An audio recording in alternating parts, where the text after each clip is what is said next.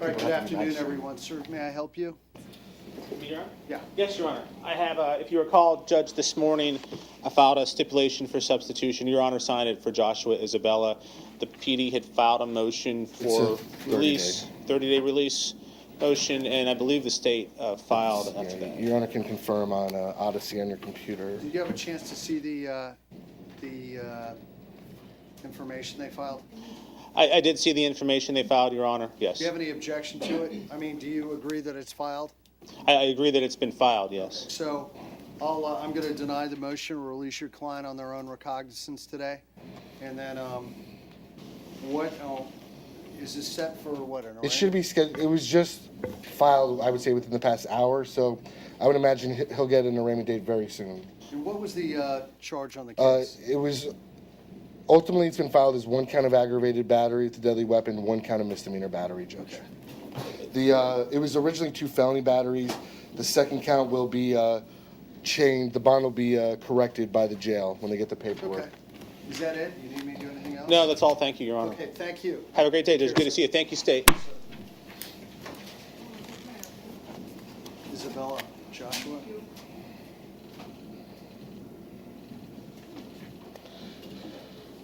If you want to call Anthony Smith. Okay, just give me a moment. Sure. Christopher Stetzer. Christopher Stetzer, he's bonded. He'll be out of jail shortly. There you go. And then, okay, let's put these to the side. Okay, which one do you want to call? Anthony Smith. Okay, may I see Anthony Smith, please? Conti, Your Honor. Right here. Good afternoon. Your Honor, you had found no probable cause based on the probable cause affidavit yesterday. Right.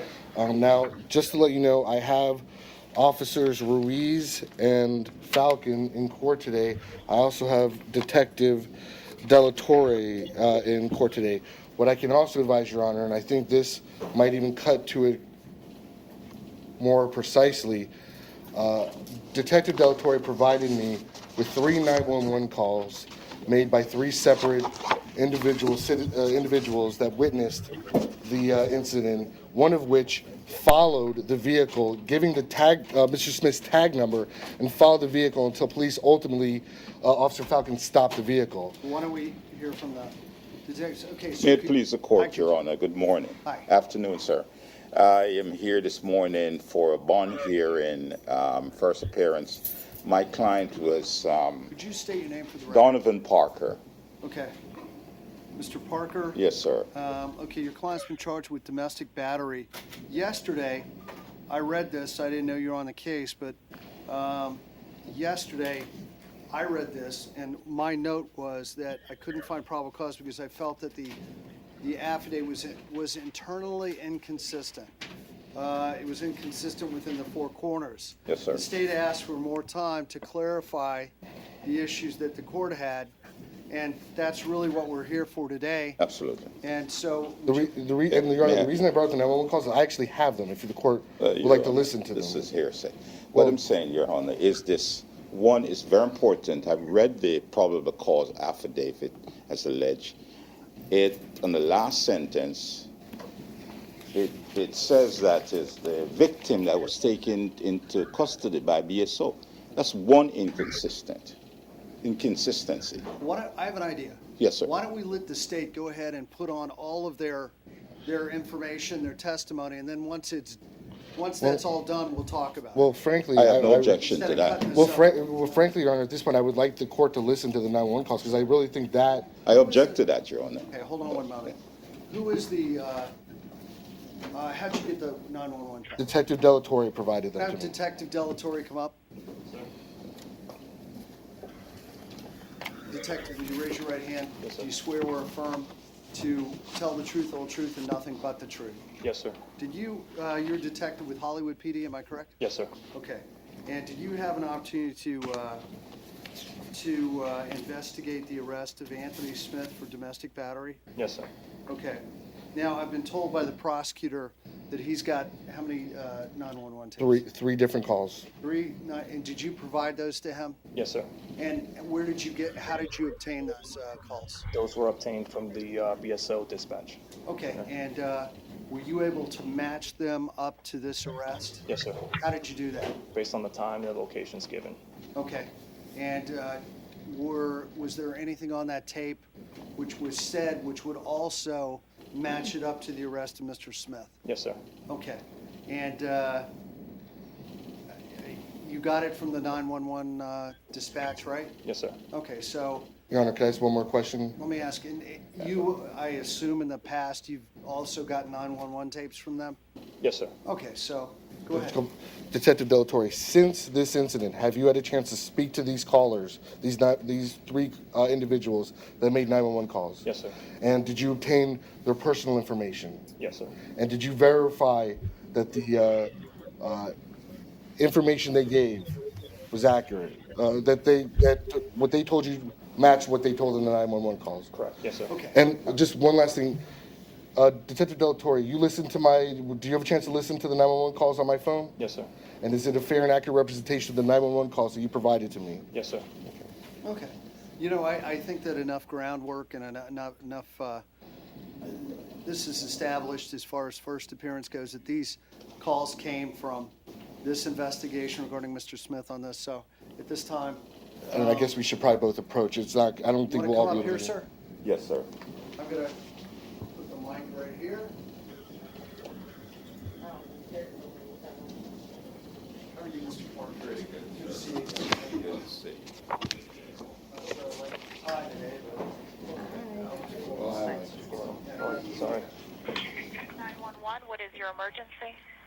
Yes, we have a very, very physical domestic violence situation going on 28th Avenue, and you know what street this is? And Funston. Okay. Funston Street. Okay, spell the name. Right on the corner. Okay, ma'am, listen. Can you spell the name? Are you saying F-U-N-T-O-N? F-U-N-S-T-O-N. And we have elementary school students getting out of school, and they're out here driving recklessly and throwing each other on the ground and everything. Okay, this is Funston Street and what? 28th, what, ma'am? 28th Avenue. Oh, my God, they about to wreck 28th Avenue. They leaving in a blue Chrysler. Okay, and what city is this in, ma'am? Hollywood. Okay. Oh, that's Is crazy. this a black male, black female? But yes. Okay, and they're in a blue Chrysler? Yes, those sport, what are those called? Not the Chrysler 300, but it's the little newer model Chrysler, I think so. It's a little small, newer model, sky blue. He just threw her all on the ground and shoved her in the car and driving recklessly. And it's elementary school getting out right now. My kids over here. And he pushed the female in the vehicle? Yeah, he like shoved her in and kicked her over to the passenger seat and got in. Which way is the vehicle going? They are heading north on 28th Avenue. North on 28th Avenue? Any weapons? Yes. Did you see any weapons or anything, ma'am? It looked like a knife, but I don't know if that was a phone or what.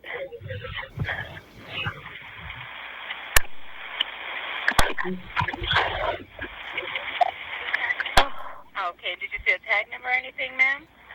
No. Okay, and what is He your pulled off so fast. what is your name, ma'am? Simona. Simona? Yes. And the phone that you're calling from? 786-740-9798.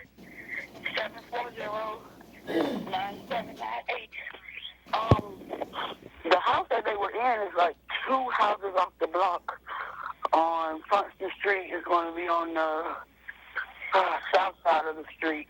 Okay, so the house where this was happening at is 2 houses from this corner? Yes. On the south side. It's on the south east side of 28th Avenue. Where's my kids? There goes the kids. All right, because it looks like someone else is getting the call as well, so they are... Yeah, because she said she was going to call the police because he like kicked her in the car. Okay. All right, so you didn't see a tag number or anything like that, right? No, ma'am. Okay. All right, we do have to call in for police, ma'am, okay? Okay, thank you. You're welcome. Bye-bye. Bye-bye. Hey, boo. Broward County Regional Communications. May I help you? Hi, I'm with the Hollywood Mobile Patrol for a man beating up a woman. I can just point it out. Plunkett and 28. I'm sorry, what is it that you need? Okay, I'm with the Hollywood Mobile Patrol, and I want to report a man beating up a woman on the corner of Plunkett and South 28. They are not like a light blue car right now, and they're just taking off right now. Okay, and how long ago was this? Yeah, they just took off. They just went off. And what, was the male white, black, Hispanic? Black. And he was hitting on a white female, black female, Hispanic female? Black female. They just took off, and the lady calling out. What kind of vehicle did they leave? I couldn't see. It looked like it was like a light blue Toyota. I was looking at it through my review mirror. And how long ago was this? Just now. They just took off. 2 minutes ago, 5 minutes ago, 10 minutes? Not even a minute. And there's a lady right now calling 911 to report it also. 1 moment. They just took off. Did you see any weapons? No, just grab her and... Kathy, that 31 is related to yours. Okay, and which direction did they leave? They head north of 28. Did you see the tag on the vehicle? No, I'm pretty much from the distance of it. I would see it through my review mirror.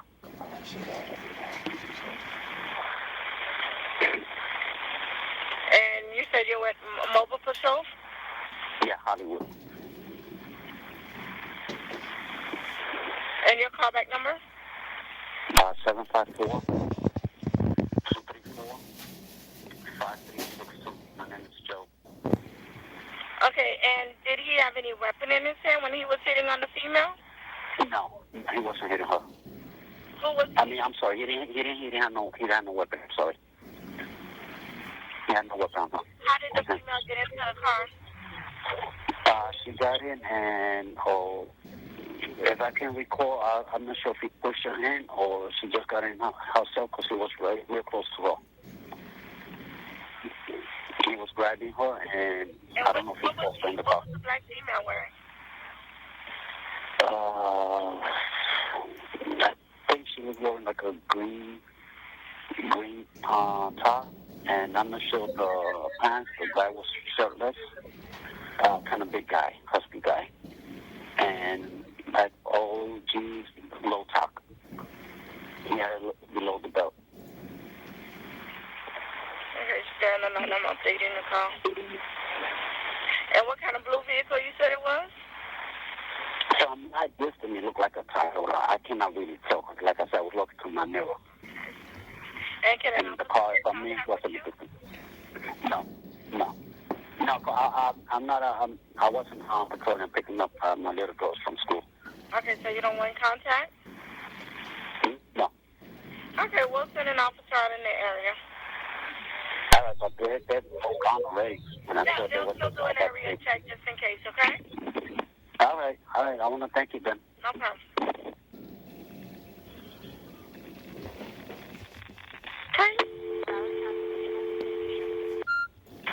911, what is your emergency?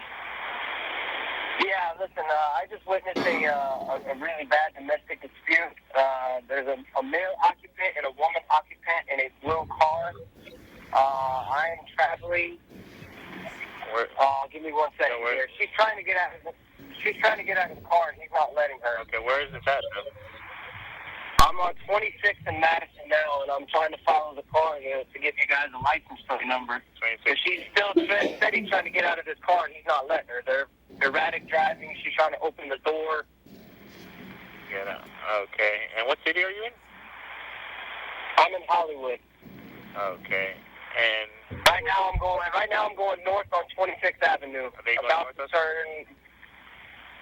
Say it again? They're going north also? Yeah, they're going. I'm following them. Okay. And was he hitting her or something? Yeah, he was choking her in the middle of the street. Okay. You said it was 26th Avenue, Madison Street?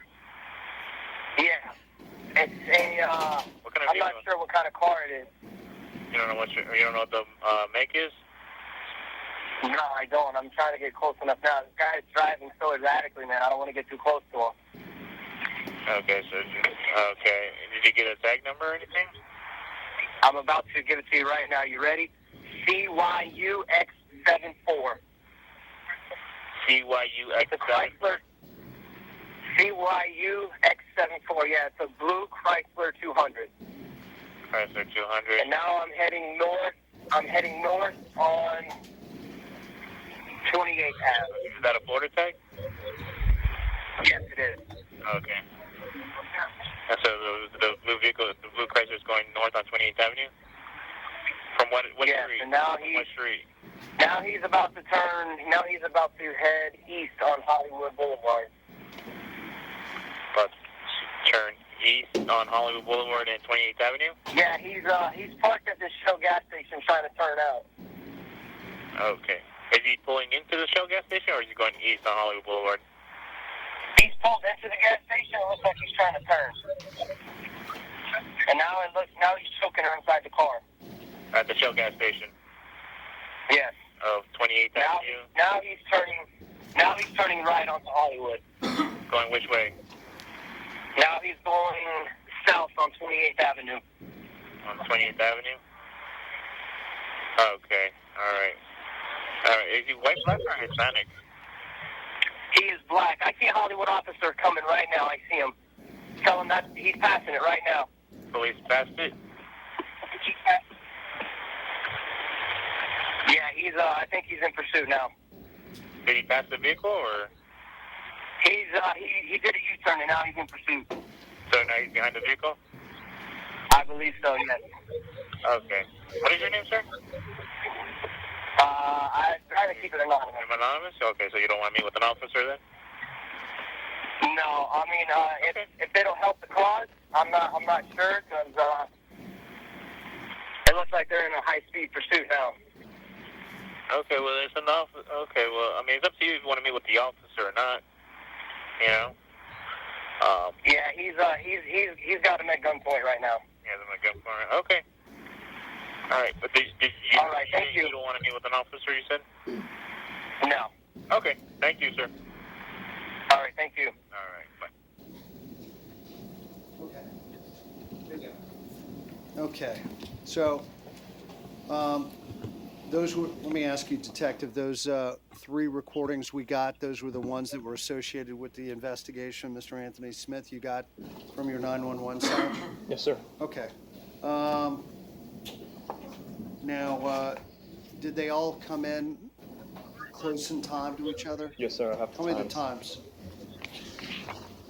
First call was received between 14:47. That's what the time the call came in. Okay. It ended at 14:50.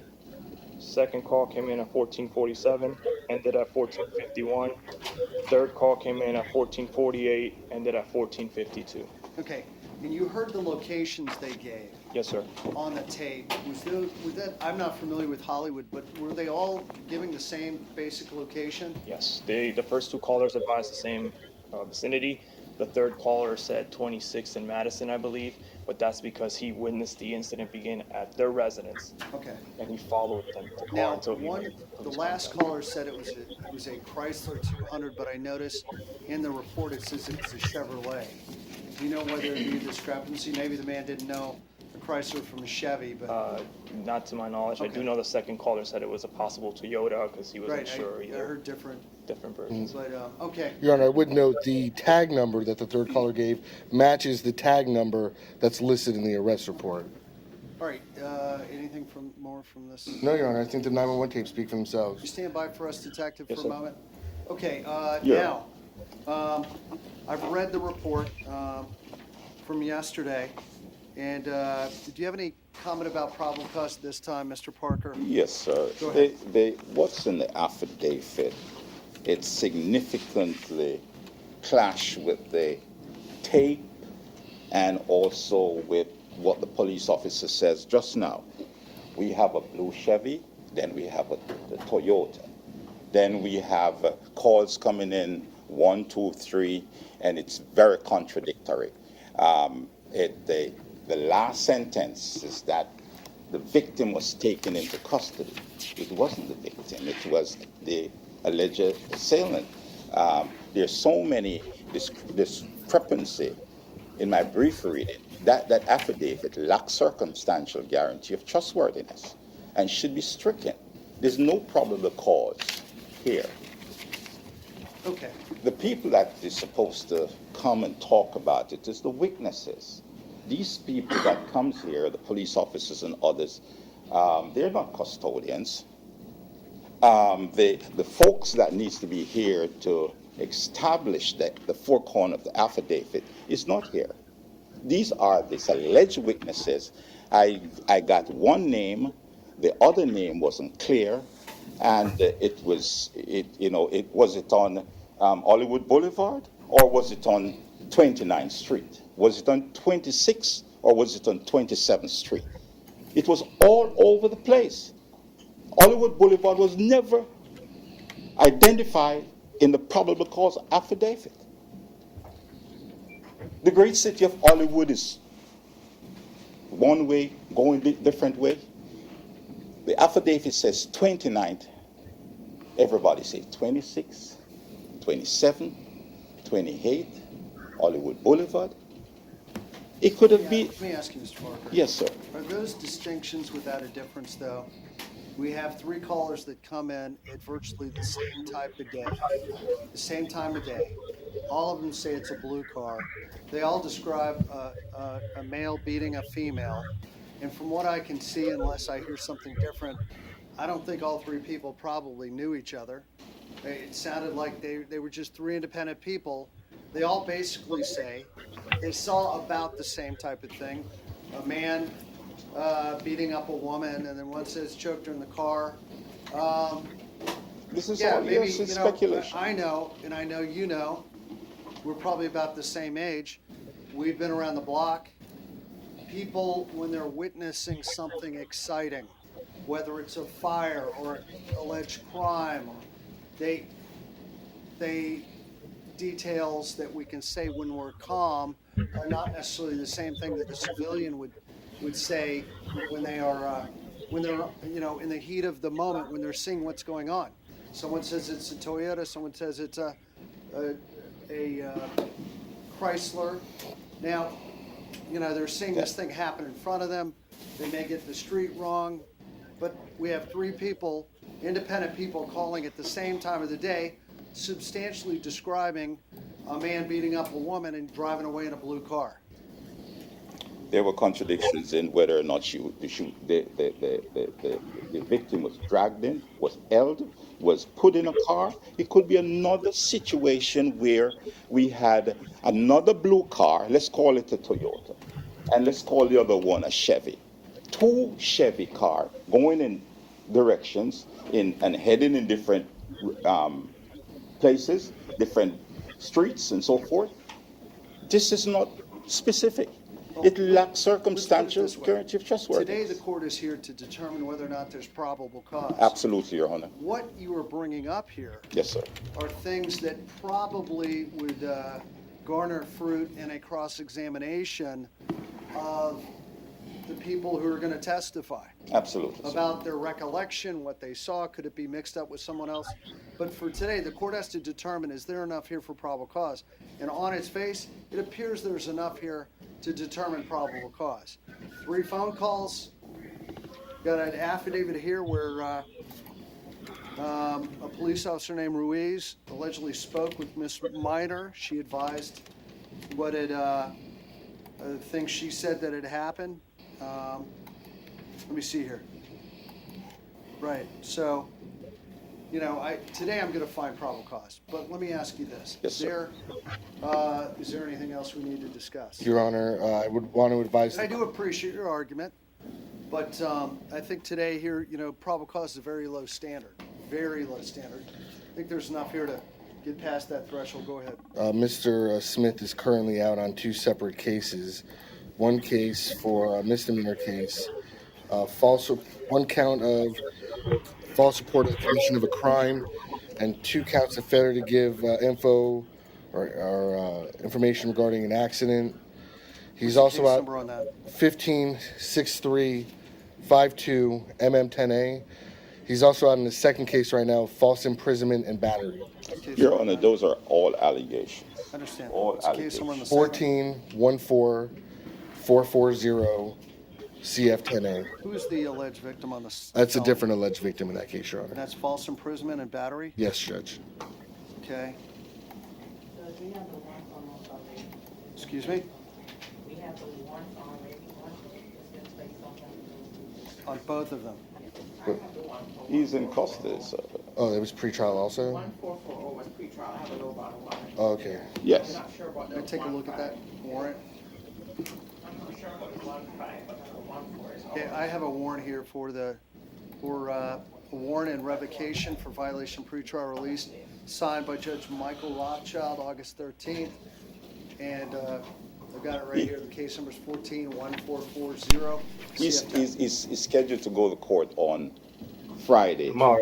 He has not violated any rules. I don't know about this warrant. He was supposed to go to court on Friday. Yes, sir. This Friday coming. Okay. Yes, Your I Honor. assume somebody put these facts in front of Judge Rothschild, and he's Without notice, I'm not sure about that. Okay. But what I'm sure about is that he's not a dangerous man. I have known this young man for some time. Okay. And he has a job with the great city of Hollywood.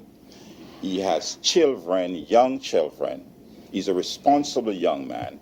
And he's not a danger to himself nor others. He was merely in a situation where he was trying to help the victim out. And some people see it differently. Different witness on the tape see it differently. Different car, different stuff.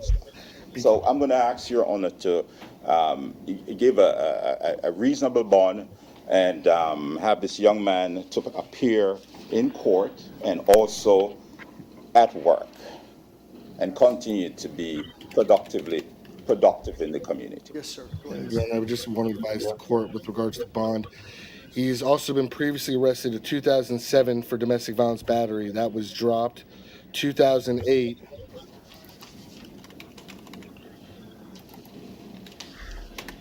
He was arrested for another domestic violence battery. Aggravated battery. That was dropped. And Your Honor, I can also confirm, and I can tell you, on at least 5 prior occasions within the city of Hollywood, City of Hollywood police have been called to a location where he is with regards to either verbal dispute, a domestic verbal dispute situation. On one of them, violence was alleged, and now, admittedly, none of those situations did result in an arrest. But I just want to bring that to the court's attention.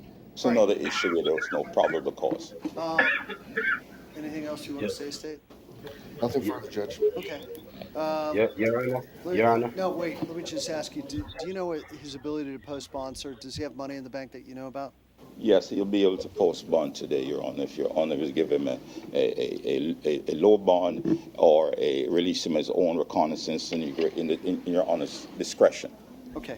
He's got 2 prior domestic violence battery arrests, though those were dropped. The court notes he's 33 years old. He works for the city of Hollywood. The court also notes he has a misdemeanor that's open right now. He has a violent felony that's open right now. The court will set his bond today at $12,500. And based on those factors, the court's concerned with the safety of Miss Chloe Minor. The court will order no contact directly or indirectly with Miss Minor. You're not allowed to call her, text her, or email her. No notes, no letters. You must stay 500 feet from her at all times. That's where she lives, works, goes to school, anywhere in between. You're not allowed to possess any guns, any weapons, any firearms while you're on release. Is there anything else we need to discuss, Mr. Parker? Nothing for the side of the court. Your Honor. If you would like. Yes, sir. Would you like me to revoke the bond on the misdemeanor case so he can get credit for time served on that? Yes, sir. I'll revoke the bond on 15-6352 MM10A on Mr. Smith. Okay, I think that's it. 12,500. 12,500. Thank you. Thank you, sir. His client has, I think he's wants to ask you a question, maybe? Not here. I will talk to you later. Okay. All right? Mr. Parker, thank you very much for coming in. Yes, sir. Appreciate it. Yes, sir. Thank you. Thank you. Coming up.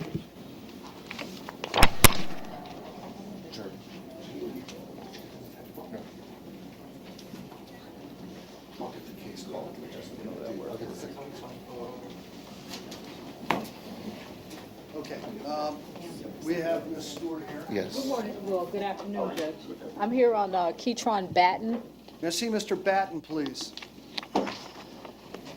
I think there's two judges, Keytron. Conti, Your Honor.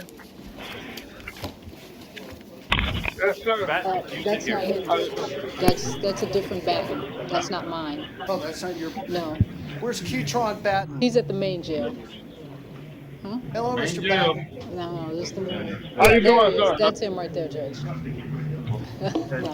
I want mine, not this one. Main jail. Keytron Batten, you're charged with aggravated assault with a firearm, selling a felony drug, scheduled drug, 3, 4, and 5 are probation violations. You're being represented by Ms. Stewart. Please don't say anything. Allow her to speak on your behalf. Go ahead. Yes, Judge, I am here. Well, we're entering, I apologize, Judge. I just looked and saw another client on your docket this afternoon. Yes, I'm asking the court to set a reasonable bond for this matter. I didn't speak with Mr. Batten, but I have had several witnesses that have contacted me about this incident. I had an opportunity this morning to read the PC, and what I've read on the PC, it's a he said, she said. There are no witnesses to this. It's just a person, of my understanding from other people within the community that approached, that once he was taken into custody, contacted me in reference to this matter, that it was a person that had some kind of beef with him. So there was no weapon found. He was actually at a barber shop, and that's where the police came based on this statement from the person. There's no other witness but this one person who's saying he did this. The vehicle does not belong to him. It was confiscated. In fact, I'm in the process now of trying to obtain the vehicle for the owner of the car. So I'd ask the court to set a reasonable bond. I know that he has the VOP. I handle that. I'm the attorney of record on violation of probation, which will be in front of Judge Tobin Singer, and I will deal with that. And I think it's set for Tuesday. State, what do you say about mine? Your Honor, and I've spoken to Ms. Stewart about this case. He has a record, but I will admit it's nothing with violence. It's drugs, some theft. Your Honor, my concern at this point, obviously, there is a high level of violence alleged in this case, so I would ask, whatever the bond the court sets, I just ask that it be an amount that will work as a deterrent to ensure that there's no contact. Your Honor, I'd be asking for $10,000. Judge, I'd ask the court for like $5,000 or $7,500. I'll set count 1 at 5,000, count 2 at 2,500. Total bond to new bonds are 7,500. Count 3, 4, and 5. No bond holds. The court will order you has no contact with Tony Henry directly, indirectly. Stay 500 feet from him at all times. Okay, and then he'll be in front of Tobin Singer, so he's aware that we'll be in court Tuesday in front of Judge Tobin Singer to deal with the VOP. Right. Not allowed to possess any guns, weapons, firearms, or ammunition while you're on bond. Thank you. All right, thank you. So I'll see you Tuesday. Yes. Yes. I see you Tuesday. Yes. Yes. Okay. Thank you. Your Honor, Yes. and Detective Delatorre is actually here in another case. If it please, I don't know if we could call this case or if you want to. Felix Hernandez from this morning. You know what? Let me do this. Let me call Mr. Sure. Brutus, who's been waiting patiently. Oh, yeah, I apologize, Judge. Okay. Mr. Brutus, you want to make an announcement for Creole? Yes, sir. What can I do for you? All right, thank you. Yes, would you like to make an announcement for Creole? Yes. Est-ce qu'il y a un détenu là dans la salle haïtien qui a besoin de service interprète, s'il vous plaît? S'il y a un haïtien qui l'a avancé, s'il vous plaît. Main jail. North for hours, Your Honor. Okay, I'm going to go with the main jail first. What is your... Wilner Samuel, Judge, page 1 of your docket, first case. Okay, sir, do you swear or affirm to translate from English to Creole, Creole to English, truthfully and to the best of your ability? I do. Steve Brutus, certified court interpreter for the court. Okay, good afternoon, Mr. Samuel. Bonsoir, Monsieur Samuel. So you're charged with a domestic battery? Yo arrêté parce que vous t'as fait voie de fait en dans la carotte à Boumé What finds probable cause? et que le tribunal a joint une raison valable. Steve, do you have any priors on this gentleman? What's his last name, Your Honor? His name is Samuel. No priors, Your Honor. No? Okay. No priors. Now, Mr. Andrews, how long have you lived in South Florida? I mean, Mr. Samuel, how long have you lived in South Florida? Monsieur Samuel, ça fait combien de temps depuis vous habitez en bas, ici en Floride? 5 ans. 5 years. Are you currently employed? Est-ce que vous travaillez quoi là? Say again? Est-ce que vous avez un job ou travaillez quoi là? No. Non. Do you have any money in the bank? Vous avez l'argent la banque? No. Non. Okay. Do you have family down here in South Florida? Mais vous avez famille bon ici en Floride là, pas vrai? Oui. Yes. Okay. Was there contact? There was no contact. No contact. All right. Judge, Yes, sir. in light of the fact that the victim is reluctant to cooperate in the prosecution of this case, I would ask the court to consider release on recognizance or pretrial release for Mr. Samuel. Okay. So the court does note the level of violence. Tribunal a noté niveau de violence que ici dans le rapport. Says you grabbed your wife by the arms, dragged her through the house. Parce que vous prenez madame, vous regardez dans le bras, vous tombez traîner dans la caille là. There was a witness. No, that no, had- no, no. Okay. Yeah, your wife is in fear of you. Et que madame ou kounya li peur. She said you ripped her dress Il dit and comme ça vous déchirez rat li. caused bruises to her body. No. Et puis ça cause un pile blessé dans pointe li. Court's going to set your bond at $5,000 today. Alors jodi là, tribunal a fixé amende pour payer $5,000. It's based on the level of violence and the court's concern for your wife. À partir de niveau violence qui a enregistré, le tribunal là, on s'est inquiété pour sécurité madame. The court will order you have no contact, directly or indirectly, Alors le tribunal a passé l'ordre qu'on pas supposé qu'il y ait aucun contact avec madame, ni directement ni indirectement. with Diana Faustin. Et madame, c'est Diana Faustin. Do not call her, Vous pas supposé do relayer. not text her, do not email her. Vous pas supposé envoyer aucun texte pour lui, pas supposé You're aucun to envoyer have email no pour lui. contact with her. Ou bien nous passer là pas aucun contact avec madame ça. You must stay 500 feet from her at all times. Vous supposé rester 500 pieds tout le temps loin de lui-même. That includes where she lives and works. Ça signifie côté la travail et côté l'école et côté la habiter. You're not allowed to possess any guns, firearms, or ammunition. Vous while pas you're supposé out. gagner aucun ni arme ni On munitions. release. Thank you. Merci monsieur. You wanna- we have another one at, I have it, bud. North Broward? Yes, 5,000. North Broward, who do you have there? Fab. Okay. No, it's an ad charge, I think. Is this an ad charge or a change of charge? Eric Fab. Mr. Fab, you have been charged with an additional charge. Monsieur Fabio, yo accusé encore dans l'autre chef d'accusation. This is a misdemeanor battery. Yeah, Your Honor, I'll pull what he's being held on, everything else.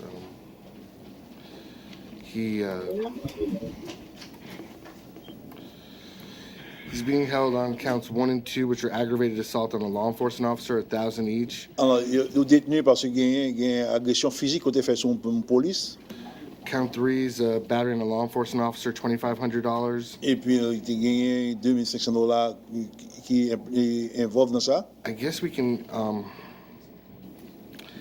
Count 4 is no bond, but it should have a bond. It was a change of charge from aggravated battery to Quatrième n'a misdemeanor pas de battery. bon, ça signifie que tu as supposé changer ça. Count 5 is resisting with violence, Et 2,500. cinquième, tu as résisté avec la police, tu as fait arrestation. I'm not trying to be an inconvenience, Your Honor, but in fairness to Mr. Fab, I would ask if the court would be inclined to give him a bond on counts 4 and 6, which are both domestic violence batteries. Tous les deux, quand tu fais accusation I can get de that for you right violence now, domestique. Judge.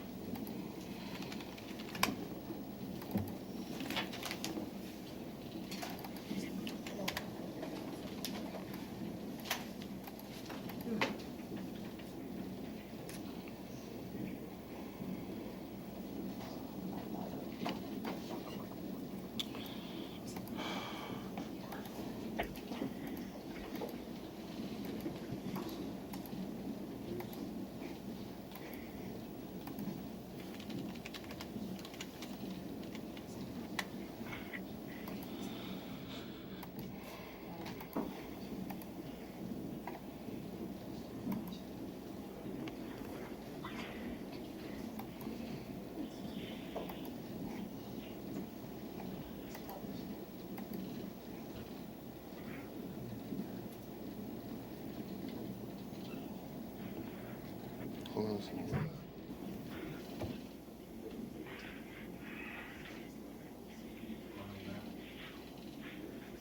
I'll call him.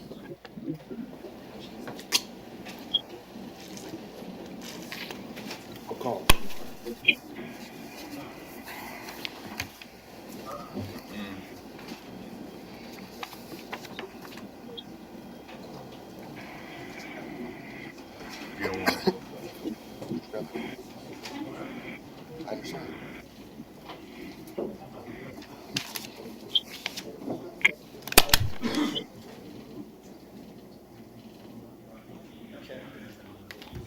All right.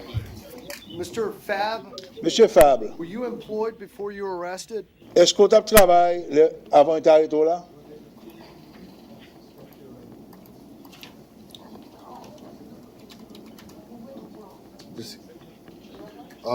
Yeah.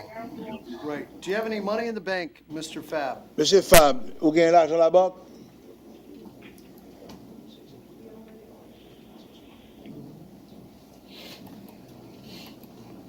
Need to answer.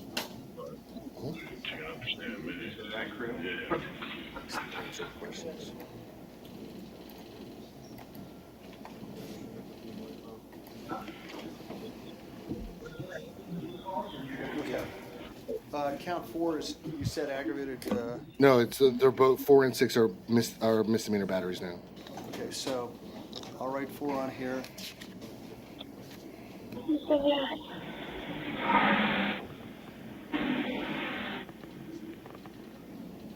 Gotta stand on the X.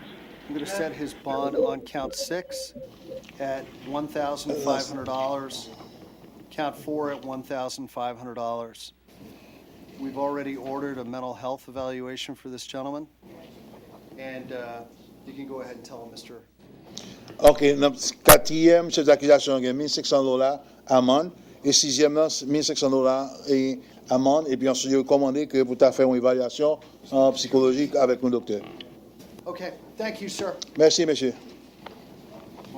Any more announcements, Mr.? Blame them. Is that it? I suppose. Okay. And Your Honor, That's it for, That's today. thank Okay. you very much, Thank Mr. you. Rudis. Thank you, Your Honor. There's an alleged victim in court. I think she has to go to work. If we could call. where's the It's alleged victim? Right in the front, Your Honor. Brad Bamer. Okay, let me do one real quick. I want to get Mr. Shade out of here. May I see Barraclaw?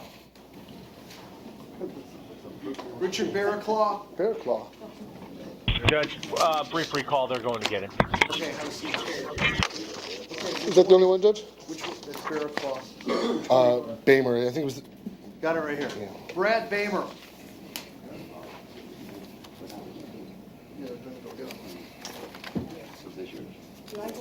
Yes, ma'am, right there. That's good. Okay, Mr. Bamer, PD. you're charged with domestic battery. The court finds probable cause. State, were there any priors on Mr. Bamer? Your Honor, Mr. Bamer was arrested Whatever they say. Well, yeah, I'm over here because April 8th of this year for domestic violence battery by strangulation against the same alleged victim. The charge was dropped in May also.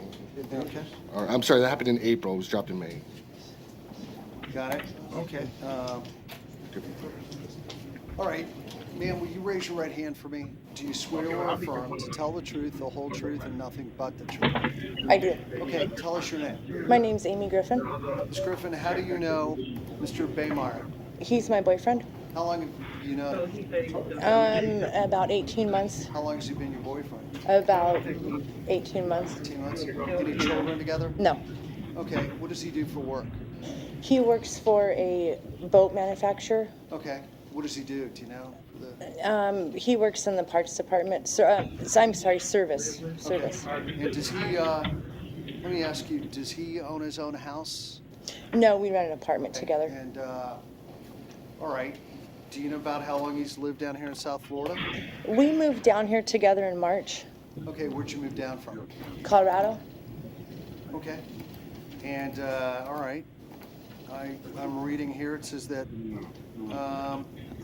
about midnight, responded to Phippen Waiters Road and domestic disturbance, met with Amy Griffin.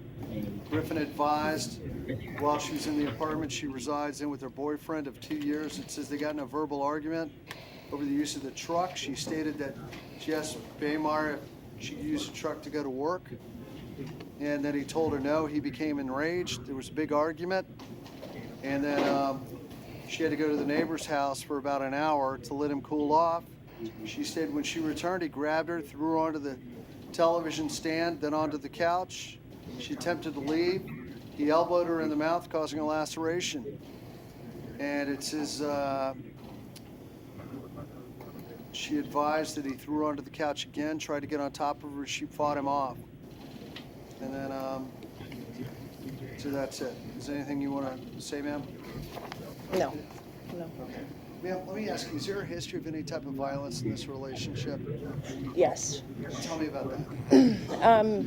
It's been an issue since we came to Florida. Okay. And 3 of the times I let it go, I dropped. Tell me the type of things that happened. And has it been since you've been in Florida since March? Yes. And is this alcohol or drug related? I think a little bit of both. Okay.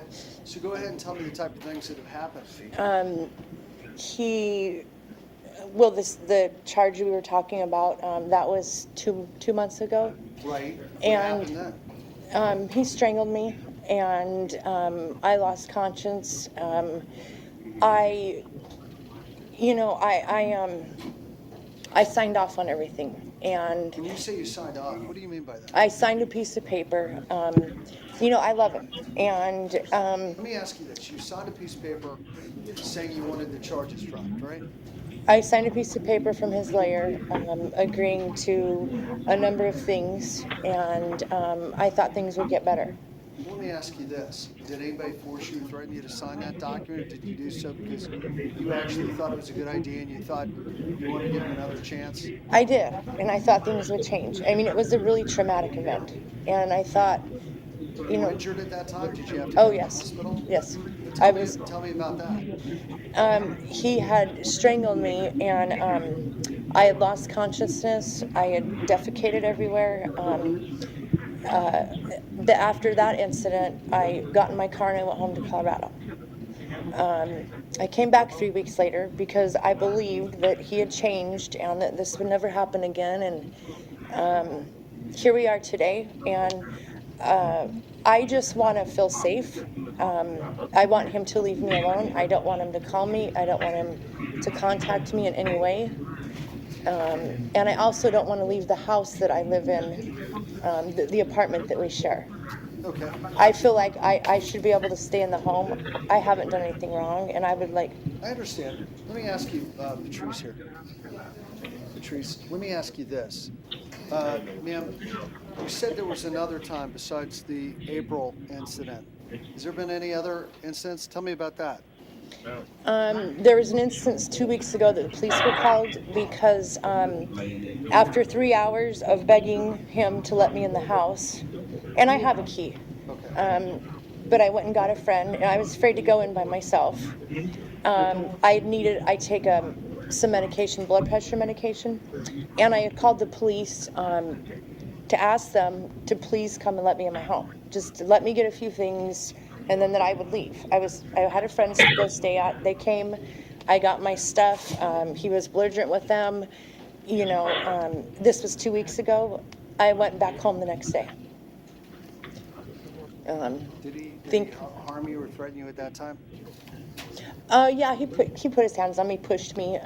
I mean, nothing that, there were no marks or, So you give me 2 prior instances. Anything else ever happened where he's threatened you or harmed you or even not harmed you, but he got physical with you? Yes. Tell me about that. When we first came here in Cocoa Beach, we were here about a week, and he wrestled me to the ground and had me in a chokehold on the floor in the bathroom. Okay. And, I didn't call the police. I didn't. 59145 Okay. I mean, the bottom line is this isn't right, and I need some help for myself because I keep going back to this, and... I understand. There have been many articles, and we all know about how this, this happens when women become victims of domestic violence. He's a good guy, and I don't want him to, be in all this trouble, and I just want to be left alone and move on. And well, I hope you understand. Before I make a decision, I want to have all the facts, and I'm not trying to make you feel uncomfortable, but I wanted to find out, is this a one-time thing, or is this, you're shaking your head, this is not a one-time thing? No, and I'm. It's ongoing. It is, and it has been. And I want to be able to, I'm sorry, this is falling, I'm not sure what. That's okay. I want to be able to go back to my apartment today, and I stayed with a friend last night, and I want to be assured that he's not going to bother me, that he's not going to come by me. It's not gonna happen. It's not gonna happen, you're gonna be okay. You're gonna be able to go home. We're gonna make sure, all right? Sir, do you have any money in the bank, Mr. Baymeyer? Not much, sir. Okay. Do you have any family down here who can help bond you out of jail? Not down here in Florida, sir. Sir, the court is concerned that you represent an ongoing danger to Ms. Griffin. The court has received testimony today which gives the court concern this is ongoing domestic violence towards Ms. Griffin. The court notes you were arrested in April for domestic battery strangulation. She signed some papers to have that dropped, but she's testified today in court that she was injured at that time. It was very serious. The way she described it, she described the incident in Cocoa Beach. She described how recently you got into a pushing incident with her where the police were called. And the court notes that in this case we're here on today, you allegedly went after her again. The court does believe today in court she is testifying in a truthful manner, good faith manner. And the court can see her mannerisms, the way she speaks, and the court believes it's heartfelt. The court believes that she's being sincere, and the court believes that she really believes she's in trouble. The court also believes she's got a pretty good reason to feel that way. The court's going to set your bond today at $50,000. You're going to have pretrial release, GPS monitor. I'll allow you to get to work, but you're going to be on a schedule. I'm going to waive the cost of that monitor. You are to stay 500 feet from Miss Griffin at all times. That's where she lives, works, goes to school, anywhere in between. You are not allowed to possess any guns, firearms, any weapons, any ammunition while you're on release. The court will also order that you have no contact, directly or indirectly, with Miss Griffin. That means no telephone calls, text, email, notes, or letters. You are not allowed to have your attorney. You're not allowed to direct your attorney to have any contact with her. And if you're an attorney, you can tell whoever you hire that if they want to have contact with Ms. Griffin, they're going to have a court order before they can approach her or talk to her. So we're not going to get this, we're not going to have this happen. Thank you. Thank you very much. Ma'am, I hope you understand that we care about what you say. I wanted you to have a forum and a platform to tell us how you feel. And I hope you feel we gave you that today. You did, thank you very much. Thank you. Take care. Thank you. Now, may I see, we're going to call your case real quick. Okay. Richard Barraclough, sir, I assume you have no money, correct? Mr. Barraclough, you don't have any money, right? No, sir. Okay.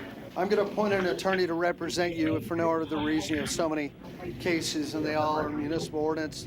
They're all open container, urinating in public, trespassing, sleeping on the street or sidewalk, multiple trespassings. I'm going to set your bonds on count 1 through 5 at 100, count 6 at 50, 7 at 100. I'm going to appoint Mr. Shate to represent you on each and every case. So I think that Mr. Shate, you're going to be on 6 different cases. Thank you, Judge. There's also a Philip Cannell from Hollywood. Has that already been resolved? I think I took care of that. Okay, no problem. Thank you, Mr. Barraclough. May I see Tristan, can I just really quick? Straight in the middle, outside I'm going to call you up in a minute. So just give me a moment. Tristan Andrews, Anthony Peep, and then last but not least, Ann Sheehy. Take your arms out your shirt, sir. Have a seat, ma'am. Have a seat, Kevin. We'll get to you in a minute.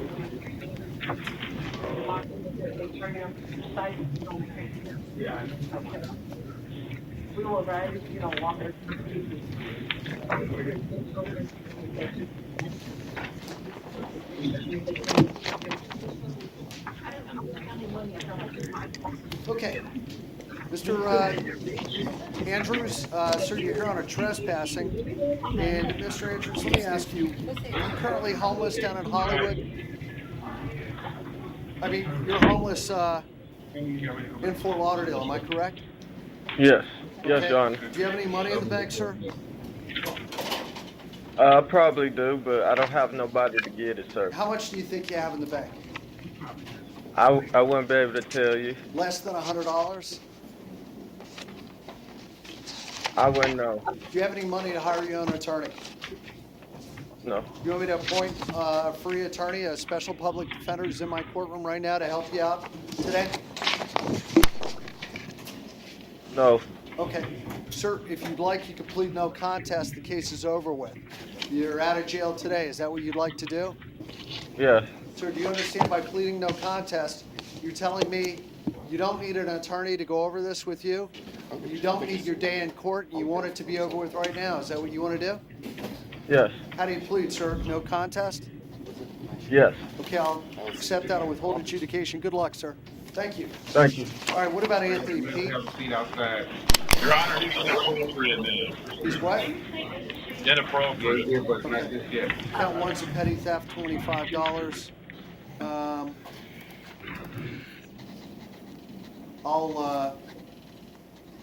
I'm gonna leave count two at 100. I'm just gonna send this to the division, all right? There you go. How about Ann Sheehy? There you go. Where's Ann Sheehy? She's showing it. Hello, Ms. Sheehy. Hi. Ma'am, do you have a warrant, ma'am, for alcoholic beverage possession? Ma'am, are you currently employed? No. What happened? No, wait. I already No, served in Pompano. What? And I already served in Pompano overnight for that. And then I went, and I got a court date, and then I went, and they said you're not on the docket. Okay, got it. I understand. So- Here's the thing, ma'am. Are you, do you have any money in the bank? No. Can you hire your own attorney? Do you have any money to hire your own attorney? He was telling me. No, not Would right you now. like me to give you an attorney today, a free attorney, a special public defender? He's in my courtroom. Let me ask you this, Mark. Well, am I able to go today? Am I out today? Yeah, you may, but would you like the attorney to help walk you through this? Maybe facilitate a resolution? I mean, I could try to get $25, definitely. You could A friend bond could out, give you to could me. bond out for $25, that's fine. Or maybe we could talk about resolving it today where you don't need to come back to court. Would you like to do that? Yes. Would you like an attorney who you don't have to pay for, who's standing right here to help us resolve it? We can all talk about it? Okay. And I have talked to the city, Your Honor. I'm going to talk, I'm going to point McLawrence through Mr. Atria. You got a chance to talk to the city. How did they feel about it? Yes, Your Honor, we negotiated no contest withholding court costs. I mean, withholding adjudication with court costs with time to pay. Okay. I'm gonna, ma'am, if you plead no contest, I'm appointing the lawyer. Plead no contest, case is over with today. You're out of jail. You don't have to come back. Is that what you'd like to do? Yes. How do you plead, ma'am? No contest. Okay, I'm gonna accept that. I'll withhold adjudication. Your case is over with. Ma'am, let me ask you, do you know anyone named Tom Sheehy? No. Okay. Everyone, yeah, I think you asked that before. My father was an airline pilot, and one of his best friends was another airline pilot named Tom Sheehy. Uh-huh. And I have that's not met funny. anyone named Sheehy since I was little, and I thought maybe you knew. All right, good luck. No, guys. I'm from Connecticut. Oh, there you go. Good luck. Okay. Okay. Take care. What do I do? Yeah, ready to go, sir? Judge, did you have a right? Come up. Sorry? Which case? We can call Rodriguez first, and then we'll call the Is other that it, case. Mr.? Judge, I thought we had a Roderick Jones on page 8. Maybe we do. Roderick Jones? False ID and disorderly conduct, Fort Lauderdale. I've had a chance to speak with the city prosecutor and negotiate a resolution, should he want to, which would be to negotiate for a withholding of adjudication and credit for time served if the court if the court was so inclined to accept that. Okay. Now, Mr. Jones, are you currently employed? No, sir. Do you have any money in the bank? No, sir. Okay. Is he on probation? Excuse me? I don't know if he's on probation. I don't know. Are you on probation anywhere, sir? No, sir. Very good. Are you on parole? No, sir. Okay. Sir, would you like me to appoint a, would you like me to appoint an attorney to represent you? Yes, sir. Okay, so I'm going to appoint Mr. McLawrence's office. Mr. Atcher is here in his stead. Mr. Atcher, what were you able to talk to him about? Yes, Judge, I talked to the city, and I negotiated with them a plea of withholding adjudication, credit for time served, and court costs. That's okay, sir. Would you like to plead no contest? Case to be over with. You go home today. That's a wrap. Is that what you want to do? Yes, sir. Okay. How do you plead? No contest. I'll withhold adjudication. Good luck, Mr. Jones. Thank you. Sure. Thank you, Judge. Have a seat, sir. Mr. Atcher. Yes, sir.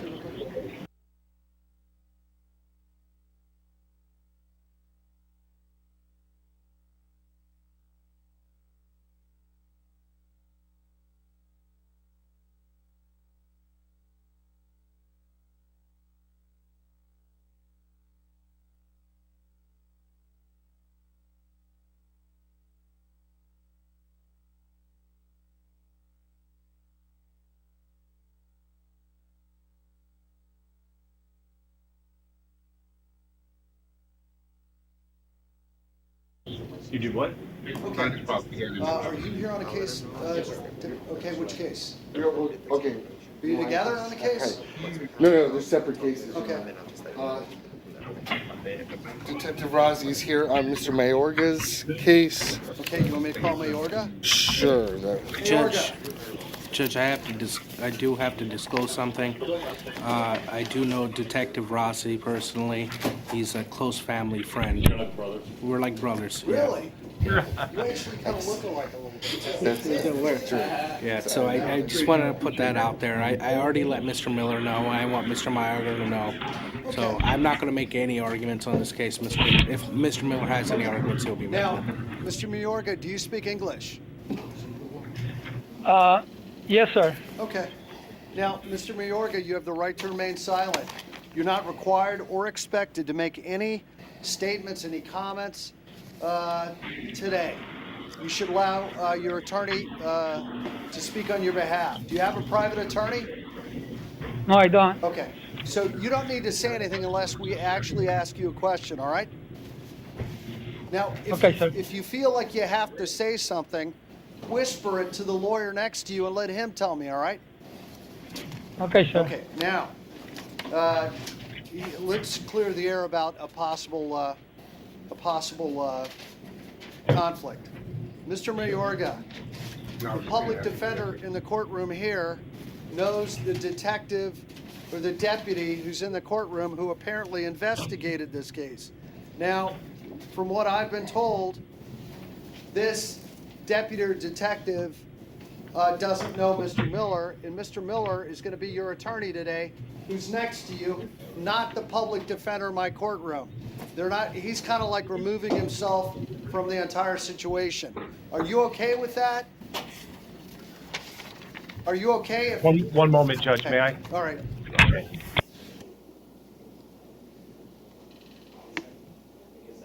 I think that, you know what, the best thing is to lay it all out on the record. Mayorga. It's under the domestics. Really? It's page 2.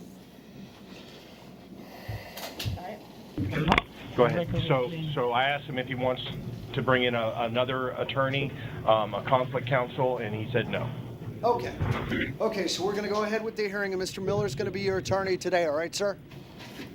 All right. Okay, so you're charged on count 1 with robbery with a firearm, Count 2 is a domestic battery. Now, state, this is a first-degree felony punishable up to life in prison on count 1. Are you seeking to foreclose bond and release conditions? Yes, Your Honor. Okay, now go ahead and tell us why you believe there is proof evident presumption Well, great. Your Honor, if I could bring out, and I spoke with Deputy Gaja Morales, who wrote the public cause affidavit. Detective Rossi's also spoken with her, and he's the detective assigned to this case. There's information in the report, or information not in the report, that I think strengthens the evidence against Mr. Mayorga. So will you raise your right hand? Do you swear or affirm to tell the truth, whole truth, and nothing but the truth? Yes, I do, sir. Okay, tell us your name. Mohammed Razi. And you are with... I'm a detective with the Broward County Sheriff's Office. And did you have an opportunity to investigate the case of Mr. Edgard Mayorga, who's charged with robbery with a firearm? Yes, sir. Okay, go ahead. State. Okay, and so, Detective Rossi, so far as part of your investigation in this case, what have you done? I spoke with the victim. She speaks English, so I talked to her. I was able to get her sworn tape recorded statement. I also spoke with the two of the witnesses. One is Mr. Mayorga's mom, but she speaks only Spanish. So one of the actually Miramar police officer who speaks Spanish is the one who translated. And also the victim's Mayorga's has a friend also speaks Spanish, so they're the one who took the statement. But all these statements are sworn statements and they are tape recorded. And did you speak to anyone else? So far, I only spoke to 3 people, victim and 2 witnesses. Did you have an opportunity to speak with Deputy Gaja Morales? Absolutely. Okay. Could you please tell the court, based on your investigation, what occurred last evening at approximately 10:10 at 5600 Southwest 36th Street in West Park? Absolutely. On August 12, 2015, around like 11 p.m., I met with the Deputy Morales and also the victim and the witnesses. Right there, I spoke with the victim. She gave me a sworn statement. Basically, what she said that she's been married to Mr. Mayorga for... That's Janet Mayorga? Janet Mayorga, yes, sir. Did you speak to her in English, or did she have to get an interpreter? No. I spoke to her in English, and I got her sworn statement. She speaks English. She basically stated that she's been married to Mr. Mayorga for over 20 years. They have 2 kids together. One is, I believe, 18. I have their exact dates. You want their names and dates? One is 18 years old. One is 15 years old. And she said that she's in the process of moving out. They've been living in the same house, but they are separated. She sleeps in a separate bedroom. She said she has a friend, which she has a relationship with, which is Pedro Checa, who lives at 5600 Southwest 36th Street. She came in to see him, just to talk to him. Mr. Mayorga followed her. She doesn't know how he knew that where to find her. Followed her as she was coming out of the house. He confronted her, stopped her right there. She wanted to get inside her car to leave. He grabbed her. He wouldn't let her go. Then he snatched the purse and the keys, which the keys were inside. Grabbed the purse and he kind of dragged her, which I guess she broke her one of the pinky fingernail.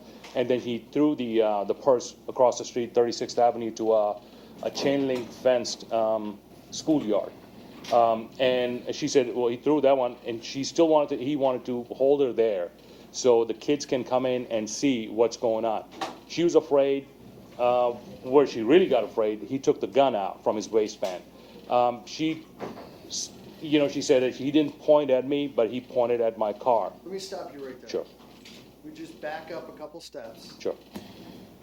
When did she tell you in the course of these events, when did that gun come out? The gun came out the way she was talking about it. I have a sworn statement in there. I got to read it again. She said after he snatches the purse out. Okay, let's stop right there. Sure.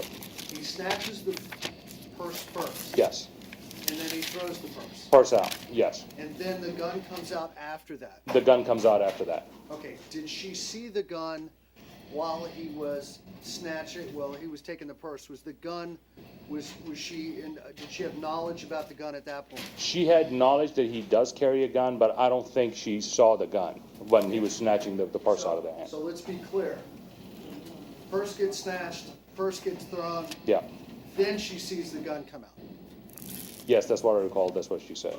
All right. And he pointed the gun at the tire. He was going to blow the tire up. but she went ahead and called the police, and also her boyfriend was also witnessing what's going on.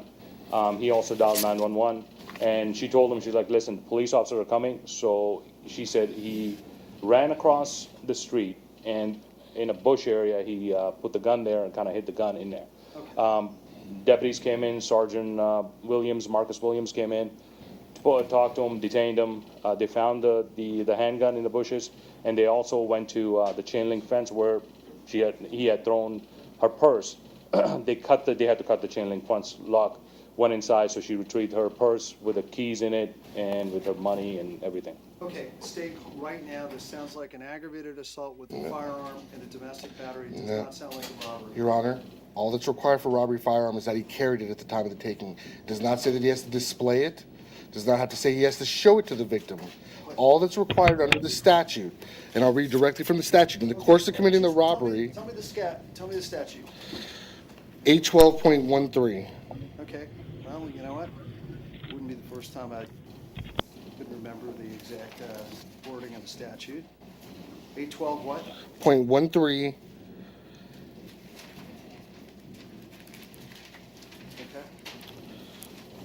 And subsection B, if in the course of committing the robbery, the offender it's 2A. If in the course of committing the robbery, the offender carried a firearm or other deadly weapon, then the robbery is a felony of the first degree, punishable by imprisonment for a term of years not exceeding life imprisonment. Does not require display, does not even require using it. Let me just look here.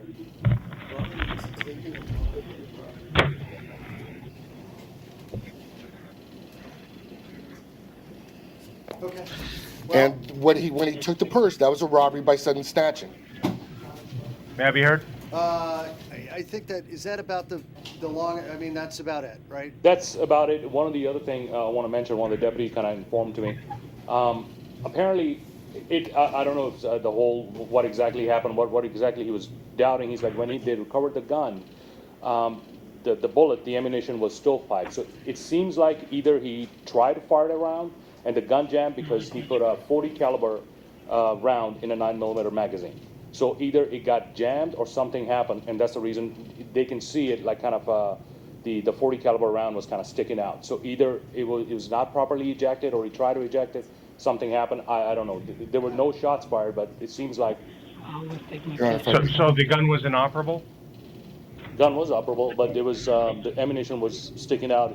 He loaded a wrong round he loaded a 40 caliber round in a 9mm magazine. Okay, so You're assuming he loaded it, but you didn't see him load it. No. I have a picture. Hold on, Mr. Miller, just give me a moment. And if I miss this, I'll let you ask a couple questions in a minute, Mr. Miller. and if you mention this and I miss it, I apologize. Are you aware of any evidence that Mr. Mayorga made an admission as far as what his motive was for doing this? He wouldn't talk to me. I went there, speak with him. I read him his Miranda rights. He refused to talk to me. Okay, Mr. Miller, anything else? State? Judge, the only thing that I can think of here is if he's married to this woman, then by law he is half owner of everything that she owns. This is a community property state, so how can you rob from yourself? I don't think you can. I would agree with the court that based on that alone, this is an aggravated assault and not a robbery. You know what? No. I guess, you know, that may be an argument down the road for some type of motion to dismiss or a motion to reduce charges, which actually you can have under Florida rules of criminal procedure. But, you know, I mean, it's her purse, it's in her possession. And if later on somebody could show that he bought her the purse and, you know, I don't know if it came out of family money to buy the purse, I don't know. But for the purposes of today's, it looks like it's her purse and he took her purse. So I don't. My issue is the robbery, and frankly, I was rusty on robbery with a firearm. It just says it needs to be carried. I was under the impression that the alleged victim had to have knowledge of it, but if you read the plain meaning of the statute, it just says if it's carried, that's all. It has to be carried. Did he rob her? Looks like he robbed her. Was he carrying a firearm? looks like he was carrying a firearm. So, is there anything else you want to add, sir? Mr. Miller? No? Okay. The court today will find proof evident presumption great regarding robbery with a firearm on count 1. State, does he have any priors? I don't believe so, Your Honor. No priors. I just soon just give him a $5,000 bond on count 2. We've got a presumption grade. He's going to be held without bond on count 1. And then what I'm going to do is order that this defendant not have any contact directly or indirectly with Janet Mayorga. No contact directly or indirectly. Must stay 500 feet from her at all times. That's where she lives, works, goes to school. He's not allowed to carry any guns, weapons, firearms, or ammunition while he's out. Thank you. If he makes bond eventually. Thank you. All right. Stephen. Yes, sir. Stephen Conley. Main jail, decline PD. What? Mr. Connolly, you're charged with domestic battery I or was thinking of the probable picture. cause, sir. They have nothing to do with what's going on in the street. Keep your eyes forward. Don't look like Thank that. you, Detective. Thanks for coming in, all right? Okay, court finds probable cause. State, are there any priors on this defendant? One moment. Do you have me? What?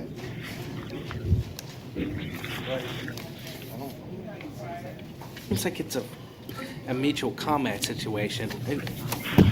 Or it could be... He declined PD, Mr. Or it could Russell. be he was inebriated and then got mad at his father for telling the girl she had to go in. Guys, there's no contact with the female. They didn't tell y'all that before or any other time that you're here. There's no communication. Say that again? Leave them alone. You ain't here for that. You're for your own shit. Hold on, sir. Right.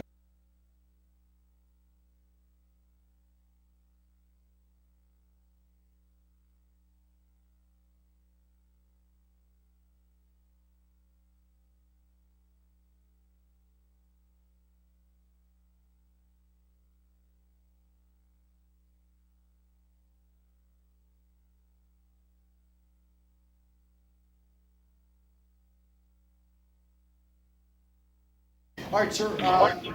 Let me ask you, what do you do for work, Mr. Conley? I work at Char Hut, sir. How long have you worked there? Couple weeks. How long, about two. how long have you lived down here in South Florida? My whole life, sir.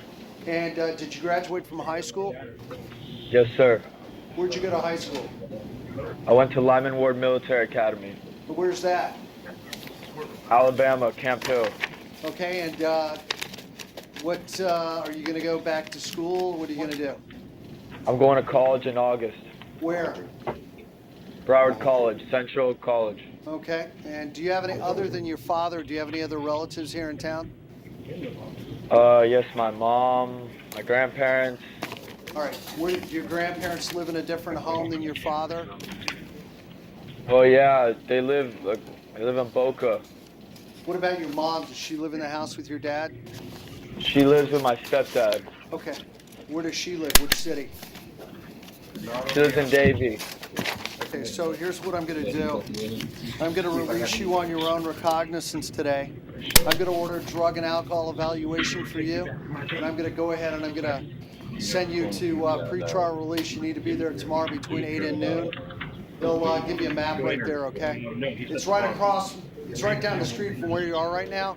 It's on the other side of the courthouse. You need to be there tomorrow morning between 8 and noon. You're going to have a drug and alcohol evaluation. I'm going to order that you're not allowed to consume any alcoholic beverages while you're on release. No alcohol. Yes, sir. You're going to be drug tested frequently. If you fail a drug test or the court finds out you've consumed alcohol, you'll be back in jail, all right? Yes, sir. How late do you work at Char Hut?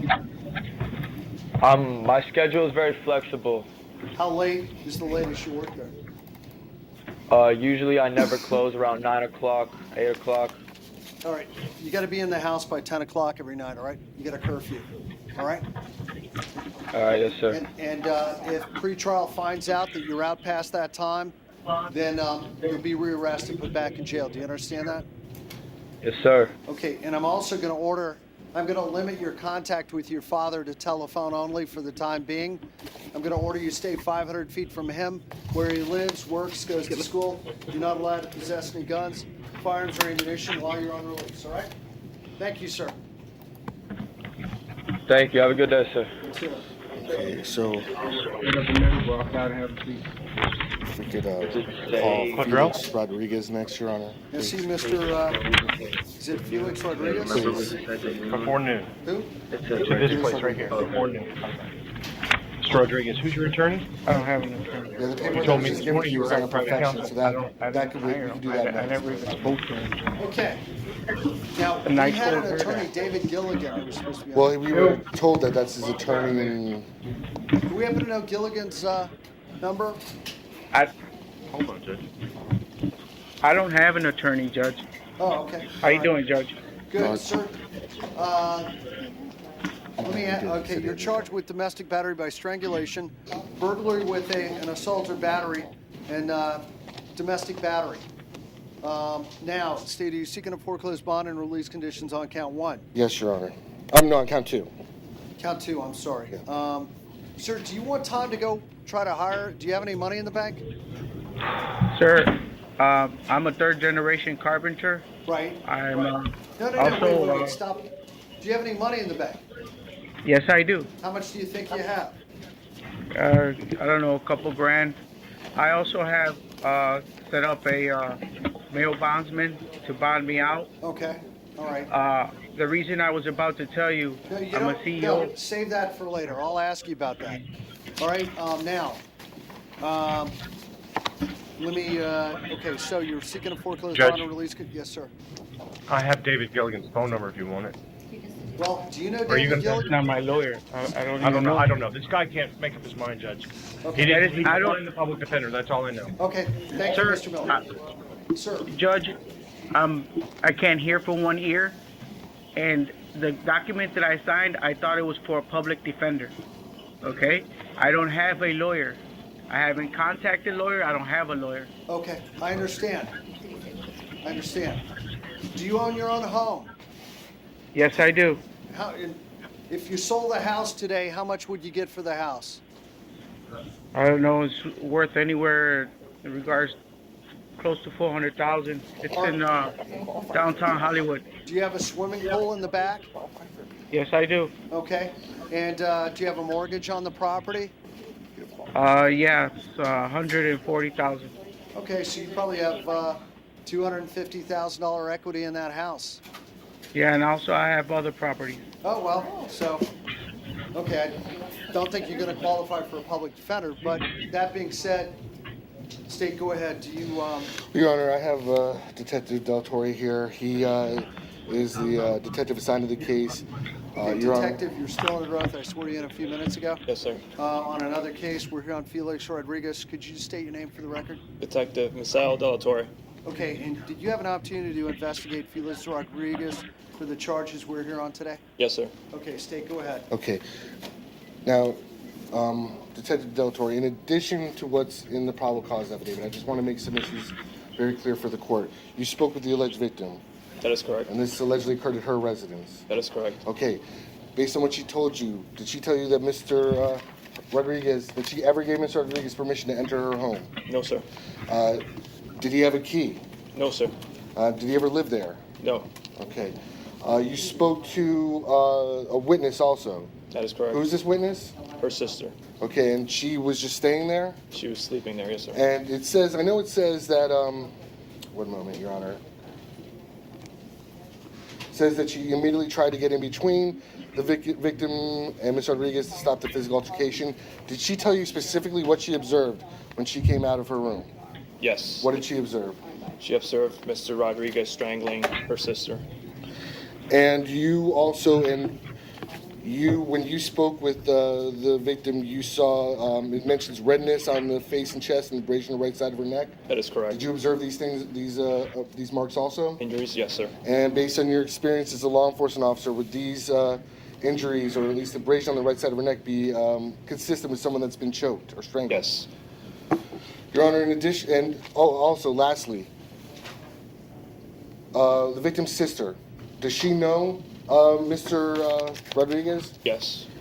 She's known from her sister's past relationship with Mr. Rodriguez? That is correct. Okay. Your Honor, I have no further questions.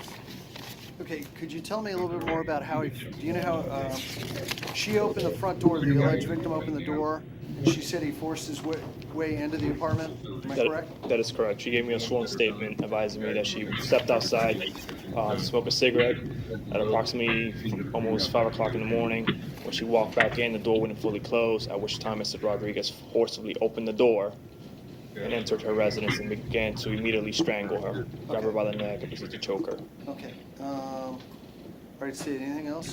No, Your Honor, I just wanted to bring out make a few additional allegations very clear, but, Your Honor, I think that, based on what Detective Delatorre stated today and the probable cause affidavit, there is proof evident or presumption When he great. allegedly strangled her, was it within the house, in the apartment? Inside the residence, yes. So much so that after the witness, which is the sister, was sleeping over, she stepped outside, told him to get off of her.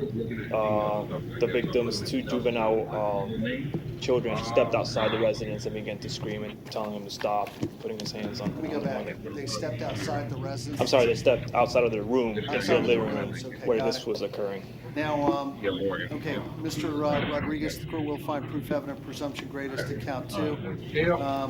State does this defendant have a criminal record? Your Honor, I'm showing out of the state of Illinois an arrest for battery, domestic battery, 97, 95. I have no disposition for those. An arrest for battery in 1990. I have no disposition.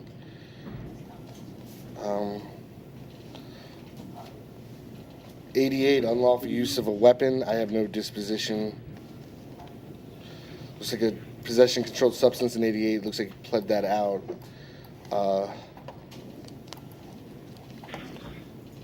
Okay. One moment, Your Honor. I'm just checking one other thing. That's all I see, Your Honor. Okay. Now, okay. Was there any contact with the alleged victim? In this case, yes, she put a restraining order this morning. Okay. Okay. Sir, the court finds today there's proof evident presumption great on count 2. Count 1, the domestic battery by strangulation. I do note you have several arrests in Illinois, though we don't know what the outcome was. In Florida, under Florida law, we can consider domestic battery arrest even though you weren't convicted of them. That's one exception to the rule. And the court does note you have at least two domestic batteries out of Illinois. The court notes the level of violence, the strength of the case. There's an independent witness. The court's going to set your bond on the strangulation on count 1 at $50,000. Count 2, no bond. You'll be held without bond on count 2, the burglary with a battery. Count 3, domestic battery. The court will set that bond at $25,000. And the court will order that you have no contact, directly and indirectly, with Yanelis Chacon Aguilera. No contact with her. Don't call her, don't text her, don't email her. Stay 500 feet from her at all times. That is where she lives, works, goes to school, anywhere in between. You're not allowed to possess any guns, any weapons, any firearms while you're on release. Thank you. Thank you, sir. Okay, now, Christopher Quadrell. Decline PD. Quadrell, domestic battery by strangulation. The court finds probable cause. Mr. Quadrell, how long have you lived down here in South Florida? 4 years. Are you currently employed? I'm a full-time student at FAU. Okay, what are you studying? Geology. Okay, and how long have you been going to FAU? 3 years. Okay, where are you from originally? Rockaway Township, New Jersey. Okay, and do you have family down here in South Florida? I have a great aunt in Port St. Lucie. Okay, do you have That's any it. money? Do you have money in the bank?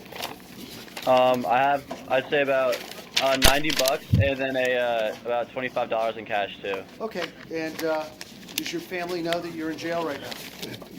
No, sir, I couldn't get a hold of them because I can't make long-distance calls. Okay, got it. State, does this defendant have any criminal record? One No, more. Your Honor. No criminal record. You can file and have the judge. Was there any contact with the alleged victim? Yes, she's not in here, does not want charges. Okay. Sir, what's your family's telephone number? 973 Should I give you my dad's cell phone or Go the ahead. house phone? Cell phone? Okay. 973. Hold it, wait. Four- 1973. 479 Go ahead. 4895. This is my good deed for the day. Okay, sir. What are you giving me? No, I do many good deeds. It's just there's only one publicly unannounced. What's your dad's name? Mark Quadrell. Yeah.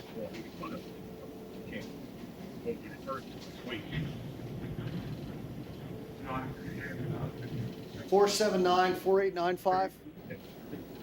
Yes, sir. 973-479-4895. Call has been forwarded to an automated voice messaging system.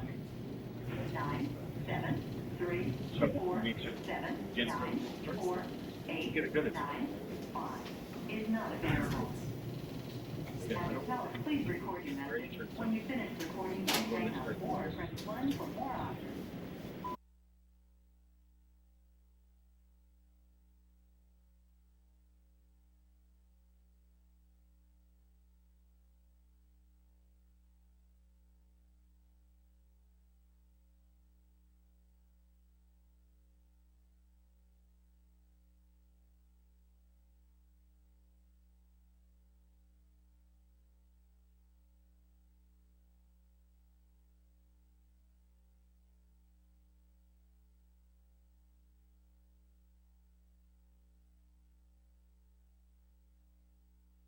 So I let your dad know. I left a pretty detailed message, all right?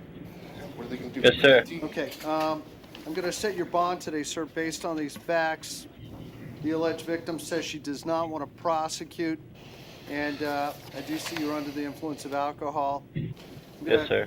I'm going to set your bond today at $5,000. I'm going to order you have no contact, directly or indirectly, with Skylar Manaccio. Do not contact her in any manner, directly or indirectly.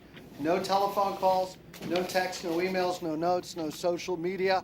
Stay 500 feet from her at all times. That is where she lives, works, goes to school, anywhere in between. You're not allowed to possess any guns, any weapons, any firearms while you're on release. Thank you, sir. And we could call Devontae Poole. It was, we said from the morning, it was a perfection from a DV That's from the yesterday. Devontae Poole. Thank you, sir. Here you go. Good luck. Main jail. Your Honor, the issue was, if you recall, the Officer Dean mistakenly wrote that the victim went into the kitchen and grabbed a steak knife. It's on the second page, second paragraph. It's been corrected. Officer Dean also puts at the end of the report, makes mention that it was an error. It now states that Williams stated during the altercation, Poole went into the kitchen and grabbed a steak knife. Right. And then he also writes, Yeah, that one sentence has been corrected, and the so. officer makes mention in the report that acknowledging it was an error. PC. Excuse me, sir. It just seems remarkable that all they have to do is change a word, and suddenly we have PC. Yes, sir. All right, sir. The court will find probable cause today. Okay. I don't believe he has, I don't believe he has priors, Your Honor. Okay. All right. So, Mr. Miller, is there anything you want to say on behalf of Mr. Poole? Judge, I didn't get a chance to talk to him about his ties. All right. I have no objection to the court inquiry. Mr. Poole, do you have any money in the bank? No, sir. Are you currently employed? No, sir. All right. And do you have any family down here in South Florida? Yes, sir. Okay. And do you own land or property down here? I rent 1 bedroom. Okay. Who's going to help bond you out today? My roommate. Sir, it's alleged, like I said, you grabbed a steak knife and went after your roommate holding the knife. Your roommate had been cut on the arm. No, he's not. Okay. Not going to help. Not my roommate. Well, let's put it this way, Mr. Austin Williams. Okay, sir. I'm going to set your bond today at $10,000 based on the level of violence, the alleged use of the knife. The court's concerned for the safety of the alleged victim. Mr. Austin Williams, you're not allowed to have any contact with him, directly or indirectly. You're not allowed to contact him by telephone, text, email, note, or letter. You must stay 500 feet from him at all times. That's where he lives, works, goes to school, anywhere in between. You're not allowed to possess guns, firearms, or ammunition while you're on release. And can you please keep that second report attached there too? Thank you. Thank you. Okay, may I see Landy Messidor and Christian Beeman. Please come forward. This is Landy Messidor, Judge. There you go. North Broward, Your Honor. Okay, North Broward, wait, Landy, where's Landy Messidor? Did you raise your hand? Main there you jail. go. All right, ma'am. You got a misdemeanor right here, license suspended, ma'am. Give me a moment, Miss Messidor. Judge, I Yes. believe this was possession of a suspended driver's I license. understand, ma'am. Would you like to plead no contest to this? If you do, it doesn't really hurt your driving record. It's just, taking care of it today. Get out. You want to plead no contest? Yes, Will I be ma'am. able to get out when I want? Yes. Plead no And yes. contest, case is over. They'll send you a bill in the mail to pay some fine 6 months down the road, all right? Okay, how do you plead, ma'am? No contest. Okay, I'm going to accept that or withhold adjudication. Good luck, ma'am. Thank you so much. Okay, Christian Beeman. Judge, we have just a bit of an argument in this case. Okay, where's Beeman? North Broward, Your Honor. North Broward. Okay, what is your argument on Christian Beeman? Judge, I was looking at Odyssey this afternoon. It does not appear that Ms. Beeman ever received notice to come to court in this case. I looked at Odyssey. There's nothing to show that the notice was given, that a notice to appear was given. There was a court date set, but nothing showing that she was ever sent notice, that notice was returned. And I would just ask the court to go ahead and ROR her on these counts and let her go deal with them in court. I don't know, it looks like it was, I've got a, is this indicative that it was mailed out? But it doesn't indicate that it was mailed to her. Hold on, we're gonna check this out. Ma'am, you live up at the homeless shelter in Pompano, am I correct? No, Were you living there at one time? no, Well, you live on Blunt Road up there, right? no, I'm on Oakland Park. Did you ever live on Blunt Road in Pompano? No, Was that ever your mailing address? no. Wait. The only one in Pompano was First Avenue. It was probably my mailing address for like a couple of weeks. I've got 3 documents that say her address is Blunt Road in Pompano. I've got the police report, the booking report, and I've got the capias. So, I mean, I guess the issue is, Your Honor, it's not an Odyssey, which means somebody didn't enter something in Odyssey. We don't know if there was something to enter or not. But we're presuming that a Broward County Court judge at South Satellite had an arraignment scheduled, the person's not here, and then unlawfully issued a capias. That would be the presumption that would have to be made. To say I don't that the think that capias was presumption issued has error. to be made whatsoever.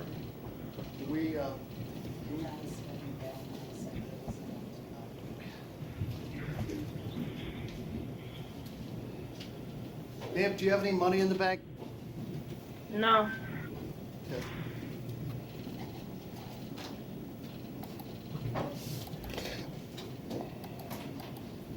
And also, why would there be 2 counts of $2,000?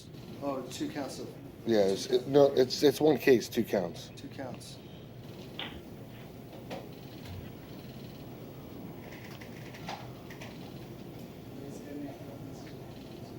I won't allow you to log on. I mean, I can tell you right now. I'm looking at Odyssey right now.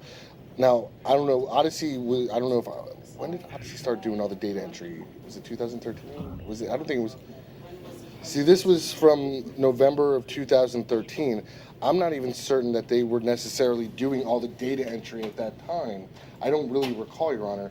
So that's what I'm saying. Something, for all we know, it could have been done by paper then, and the judge could have said, clerk, does it show that the notice was sent out? Yes. Issue the capias. Right. We're making a presumption that that wasn't done at this point I know. to find. All right, ma'am. Ma'am, I'm going to go ahead. I'm going to leave your bond where they are, $2,000 per count. But what I'd like to do is, Mr. Miller, if you're going to be representing her, can you try to get her on a docket pretty quickly? You seem. Your Honor, I have no objection. What I would ask you to do is if you could order, since this is a South, as of right now, it's a South Satellite, if you could order the clerk's office to assign it to a central court judge as quickly as possible and get it on their next available docket. Give it a central case number and assign it to central in front of a judge as soon as possible. Thank you. Judge, would the court also do a mental health screen? Sure, I'll do that. Ingrid Gonzalez, Ashley Peterson, and Tammy Johnson, please line up. Ingrid, come on. Main jail. Drug paraphernalia possession, resisting arrest without violence. Judge, Ms. Gonzalez would be interested in resolving if you're so Direct inclined. priority on for Tammy Johnson. Okay, hold off on Tammy Johnson for a minute. All right. Okay, ma'am, would you like to plead no contest to these charges today? And they'll be completed. You won't have to come back to court. Would you like to do that? Is it over there? Please, sir, yes. Do you understand that we're not going to have a trial? You're not going to have your day in court? You're both wrapped up right now. Is that what you want to do? I know I am. Uh-huh. Is that a yes or no, ma'am? Yes, sir. Okay, how do you plead? No contest. Okay, I'll accept that. I'll withhold adjudication. Thank you. Okay, Ashley Peterson. Do I have to pay anything? Ashley Peterson. Where's Ashley? Main jail. Ms. Peterson, count 1 is a warrant on a misdemeanor for battery, 2 disorderly conduct. Count 3 is a traffic matter. Ma'am, your total bond is going to be $8,500. Thank you. How about Tammy Johnson? North Broward, Your Honor. Hello, Your Honor. Your Honor. Hi, Miss Johnson. Hi, how are you? Good. Here. Ma'am, you're here for trespassing, allegedly Yes, Cumberland sir. Farms. Yes, sir. Lying on the entrance walkway of the store, Cumberland Farms. Yes, sir. All right, ma'am. Your Honor. Go ahead. Because you've asked to be advised of these. I'm showing this, according to my system, it's showing that she's registered. Really? Yes. Patrice, do you have anything showing that? And it's not, and I checked to make sure it's the same name, same social.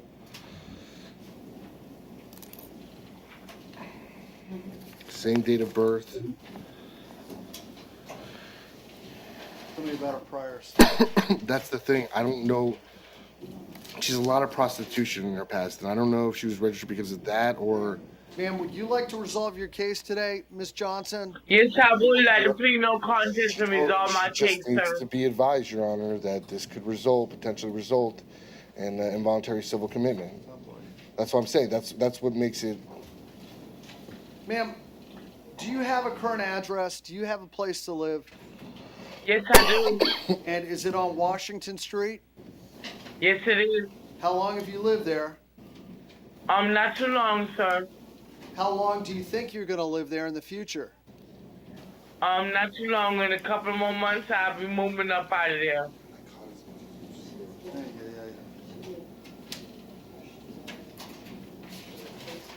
Ma'am, if you plead no contest today, the case will be resolved today. Do you understand that? It's over with.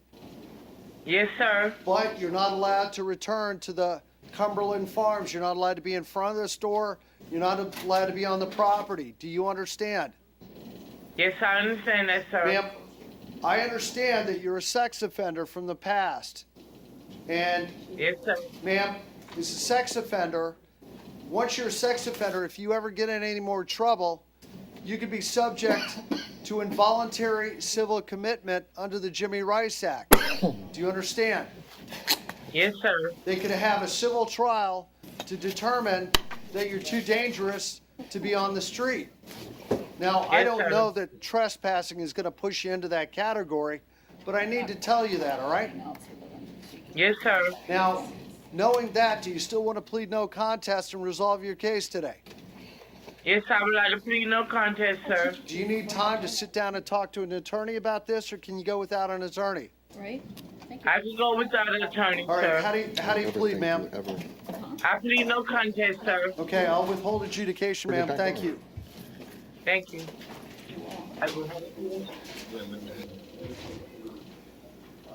Okay, Patricia Huff.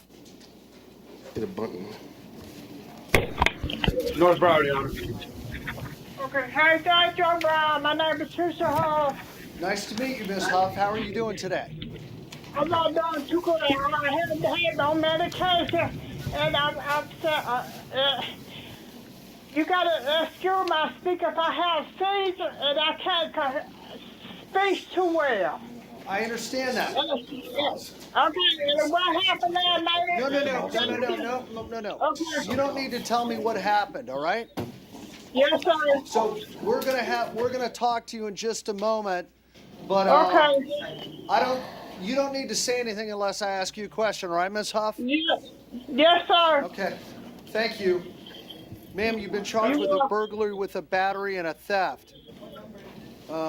Christina, you seeking a hold without Judge, bond? here's the thing, and I just would like to explain first. I'm in a really tough position here. Ms. Huff has no prior record. It is clear, I think it's clear, based on conversations I've had with people, reading this and observations, there are mental health issues. There's also, I believe, physical infirmities. Sure. Here's the problem. I've got a victim here. They live basically next to one another. Also have a victim that is almost 70 years old, that has had I spoke to him today, approximately, I believe, 10 strokes, 7 heart attacks. He has a very limited ability to defend himself if she should go over there again. He is very concerned for his safety. He's very worried for his... Marge, can you come in real quick? He's very worried for his safety. May I make a suggestion? That we don't go down the proof evident presumption great road. We give her a bond, put pretrial release, GPS, tell her to stay 500 feet away from him, and in the meantime, have Marge get this over to mental health court as soon as possible. Or in front of Judge, well, this isn't domestic violence. That's the thing. So what I think, Father, I have. could I have a moment to talk to counsel? Sure. Give us a moment, ma'am. I'll be right back with you. Yeah. Okay.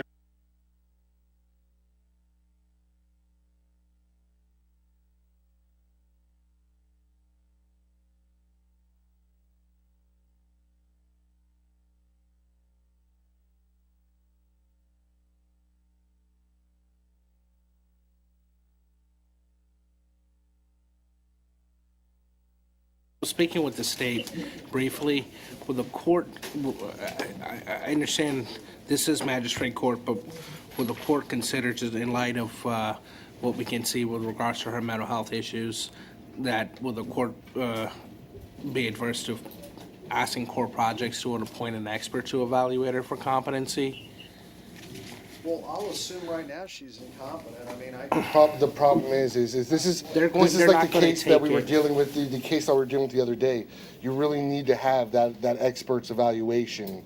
If we could transfer Make the involuntarily potential involuntary what judge, hospitalization. what's going to happen, and when it goes to mental health court, there's a chance they may not accept it without any pending competency. Let me ask you this. Why don't we just have Marge put this on the speed thing to get over there and let them do it? You know what I mean? Okay. All right. Now I'll let somebody know. I'm fine with that. What we're going to do is, we need to, who's the judge on this? Is it Porth or? It hasn't been assigned a judge yet. No, regular detention. It's regular detention. That's what I'm saying. We can't.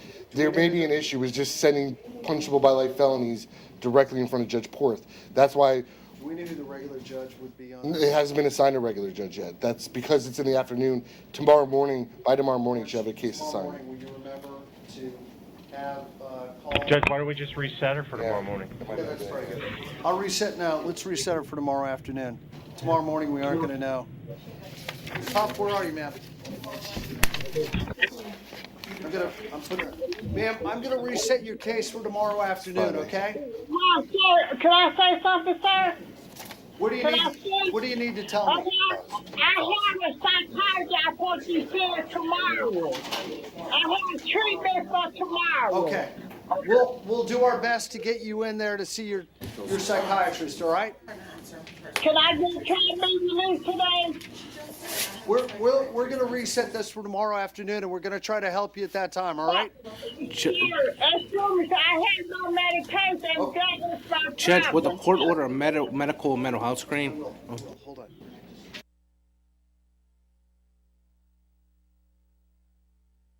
What's the name of your psychiatrist, ma'am? He on the part. I take depression pills. I have seizures. Who's your provider? Maybe I could. Who's your provider? Head.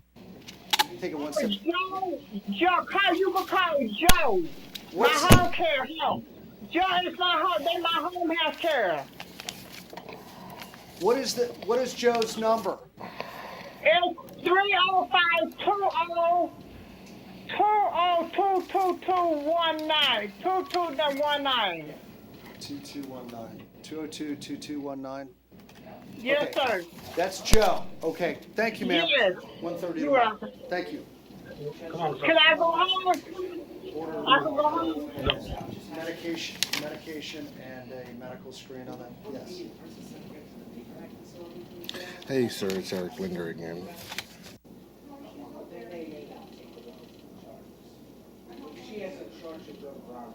Thank you. All right. Omar Morgan, Philip McGee, Walter Black. Judge, we're going to recall Mr. Morgan. He stepped up. Okay. Philip This McGee. is Mr. McGee. Yes, sir. Judge, he wants to resolve this case. I don't know that the court is so inclined, but I You know what? I'm have to bring it to your attention. I understand.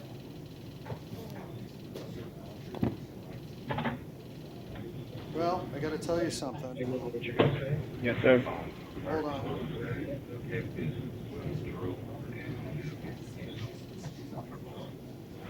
Philip McGee, if you plead no contest today, we'll resolve it today. I don't usually do it at first appearance, but it's not going to affect your driving record as far as suspending it. But let me advise you, if you plead no contest today, you have 2 more chances of getting a suspended license case where you take a plea on it or get convicted.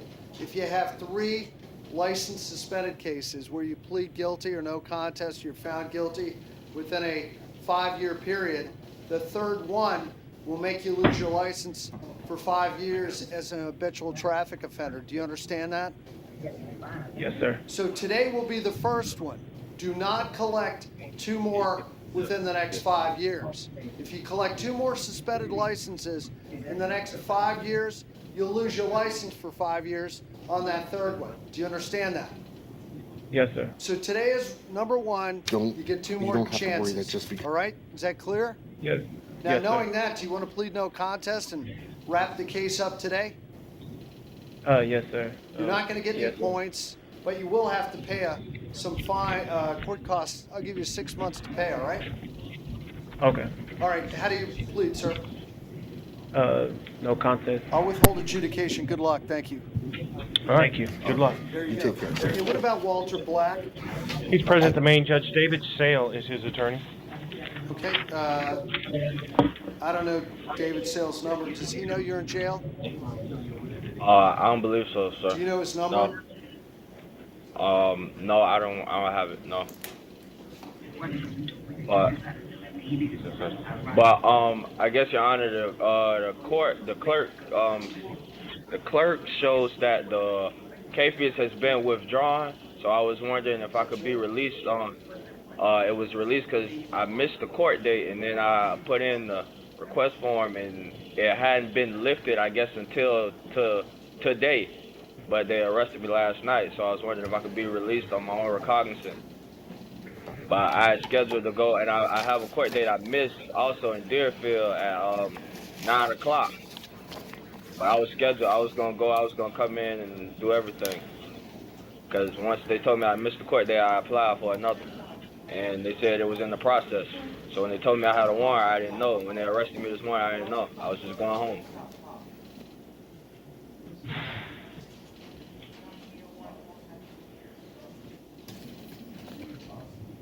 David said he had checked for the court date on this, the one that I have a capias on. When he called with my date of birth, and there was no date scheduled. And I called back, and there still hadn't been no date scheduled. So when I had a capias, he told me that I had one, but I went in to go request another date so that I wouldn't have.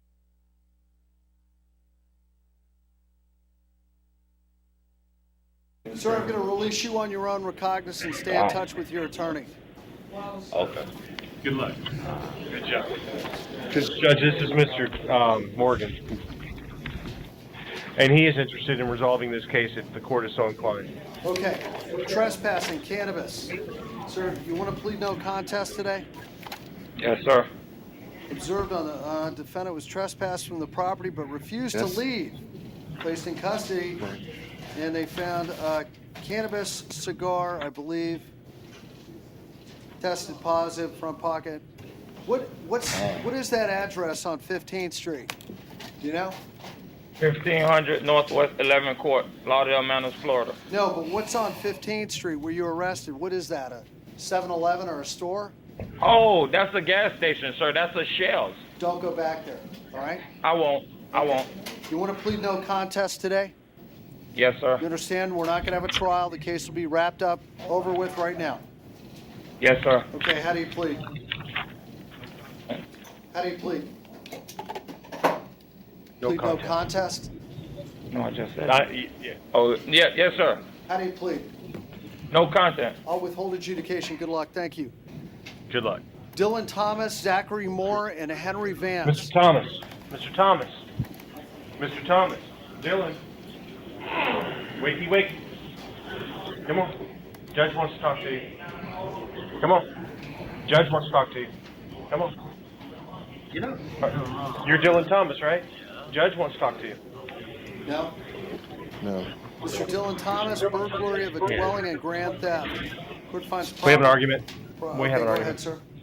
Judge, there's no evidence in this probable cause affidavit to suggest that Mr. Thomas knew or should have known that the items that were taken from the apartment were not the property of the person who took them out. He was just giving someone a ride, according to this PC. There's no evidence, no allegation even, that he knew that stuff was stolen. And he had no way of knowing or no reason to know. So I argued that there's no probable cause for either count, and I would ask that he be released on his own recognizance. Okay, well, I'm not sure. You've made a statement and put forth a position. I'm not sure that the four corners of the document support that statement that he was merely giving someone a ride. Surveillance footage from earlier in the day. This is right here. The man went through the window, and when the man Right, but it doesn't say that he saw him go through the window. Ricardo Fernandez attempting to open the windows. He is then seen walking away from the window with bolt cutters. He returns with a white male driving a Ford Taurus. It appears Ricardo Fernandez Batista enters the window of apartment 4A as the white male waits with the vehicle in the south alleyway of Adams Street. The white male is seen placing a television into the vehicle, and Batista gives the white male a DVD player before entering the front passenger door. Okay, just give me a moment here.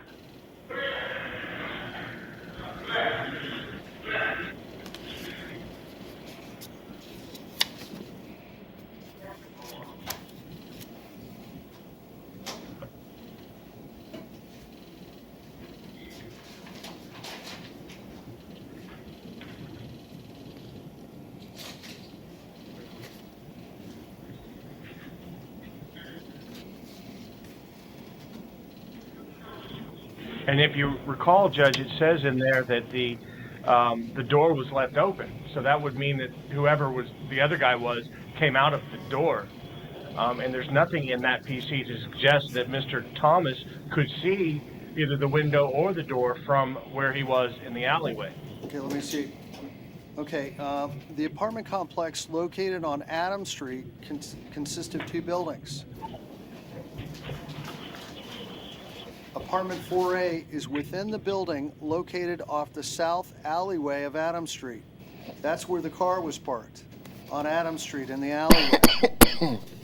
4A is within the building located off the south alleyway. The building's front door is secured with a keyed double-cylinder deadbolt. I observed the point of entry and exit to be through a kitchen window. The kitchen window is located along the south alleyway of Adams Street. Okay, let me read.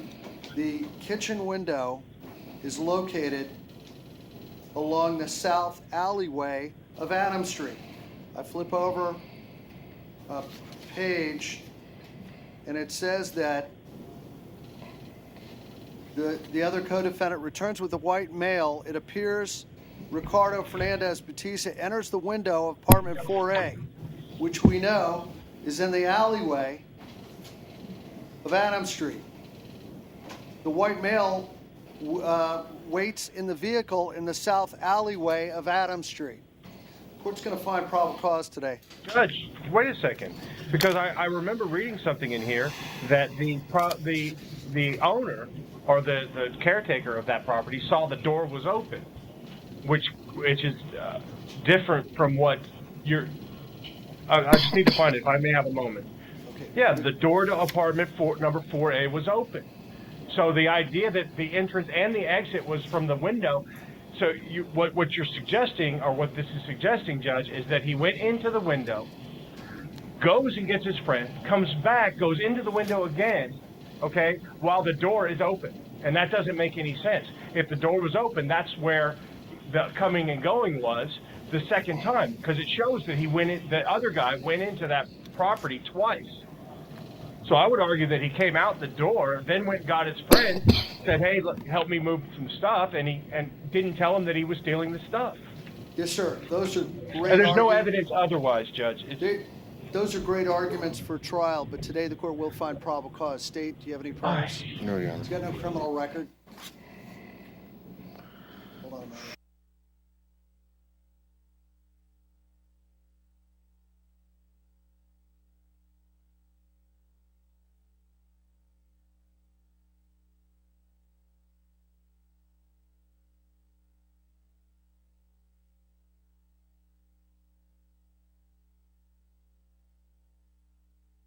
Okay. Mr. Miller, do you have anything to say on behalf of this defendant? Mr. Thomas is a lifetime resident of Southport. He works at Jet Towing. He's been at his current address for a year. He has strong family ties, no money in the bank or real estate. I'm going to, sir, I'm going to set your bond today. $2,500 on count 1. Count 2, the grand theft. Court's going to set that bond at $100. Your total bonded is $2,600. You can bond out of jail, sir. Thank you. Good luck. Oh, it's Zachary Moore.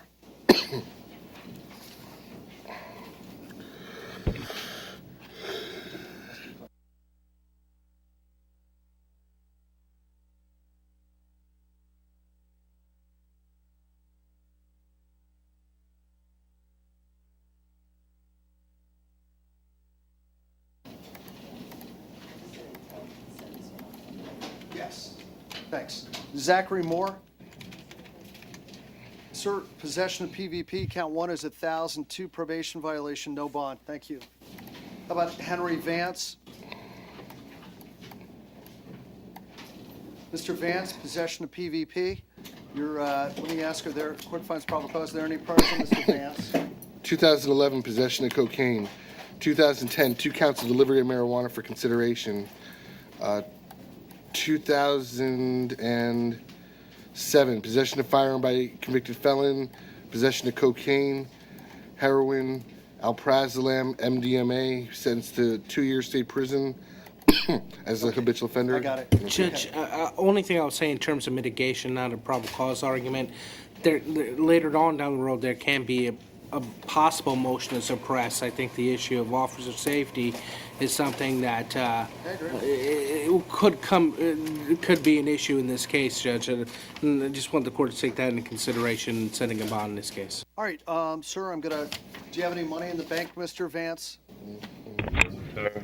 Okay, sir, and do you have anyone who can help bond you out of jail today? Possibly my grandmother, but I'm supposed to be helping her. My mother has dementia, and I was coming from helping to do. No. Yes.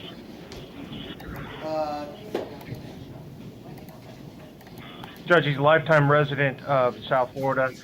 He works for a demolition company. He's been doing that for 4 years. He's got 5 children that he supports. Strong family ties, no money or real estate. Got it. So I'm going to set your bond at $1,000. Thank you. Are you gonna be ready? Good luck. Mac. Jaquan Mack, Finest Williams, Lionel Richards. Possession with intent to sell, manufacture, deliver alprazolam, count 1 and 2. Count 3, possession of cannabis. Count 4, possession of alcohol by a person less than 21 years of age. Go ahead, state. Yes, Judge. Mr. Mack, shown is currently out. No, I just need one moment, actually. I'm sorry.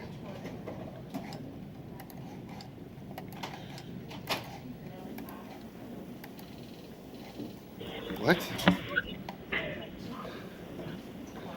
Are those the official charges?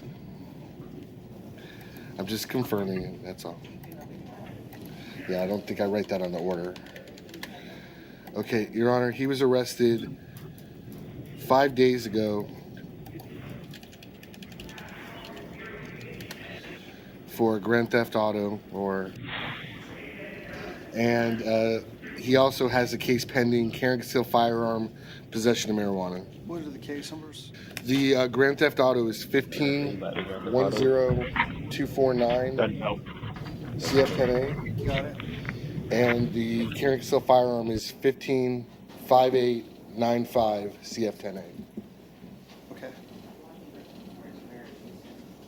Sir, today your bonds are $1,125.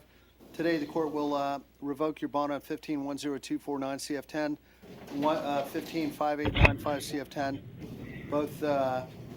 Both cases you're going to be held without bond. Thank you. Can we get a SAP order for Mr. Mack, Judge? I'll order that. Thank you. Thank you.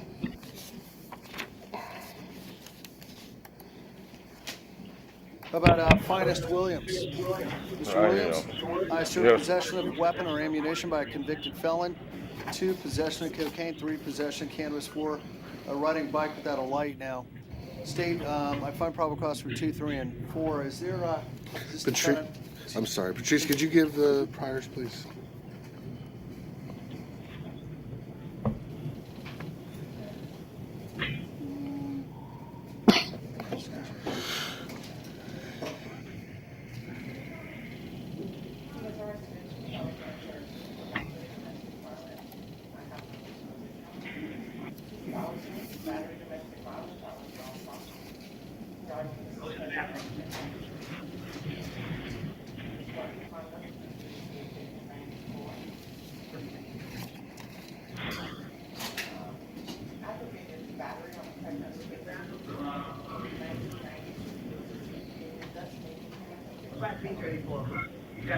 Got it.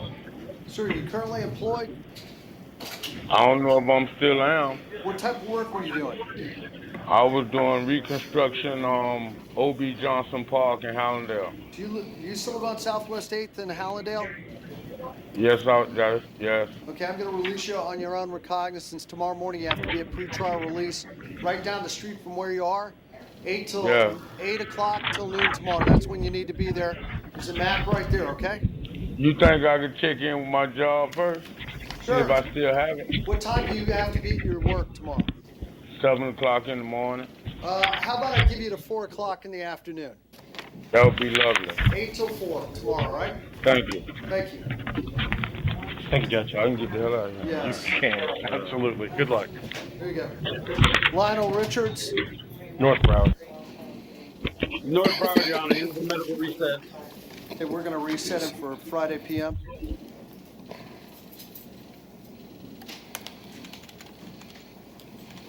Okay, what about Ryan in goal? Stephen Sherman, Jerry Swigum. This is Ryan Engel, Judge. Mr. Engel, sir, selling flakka within 1,000 feet of a school, park. Court finds probable cause. Do we have any priors on this gentleman? Patrice, did you have anything? I don't see any Broward priors. Well, actually, Your Honor, I'm sorry. One moment. I need. Excuse me.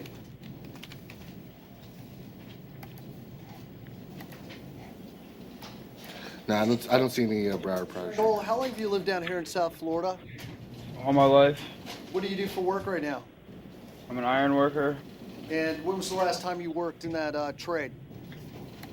Last week. And do you have money in the bank? No. Who do you live with right now?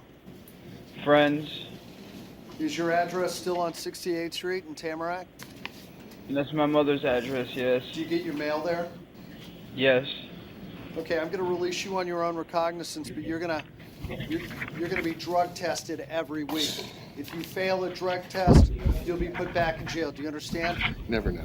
Yes, sir. I'm also going to order a drug and alcohol evaluation for you. Thank you, sir. Thank you. Yes, sir, you got to go to pretrial. Sir, I gave him the map, Judge. He's got to be at pretrial tomorrow between 8 and noon. Thank you. How about Stephen Sherman? At that place right there where the map. You could have gotten out of that. You could have gotten out of that. Mr. Sherman's a medical reset. Based on a technicality. Okay, we'll reset it for Friday PM.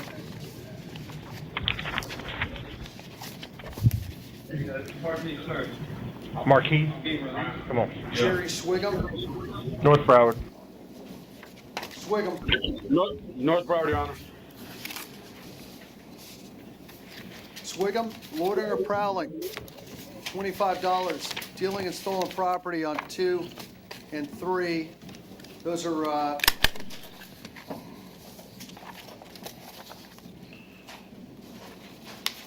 Steve, do we have any priors on this gentleman? One moment, Judge.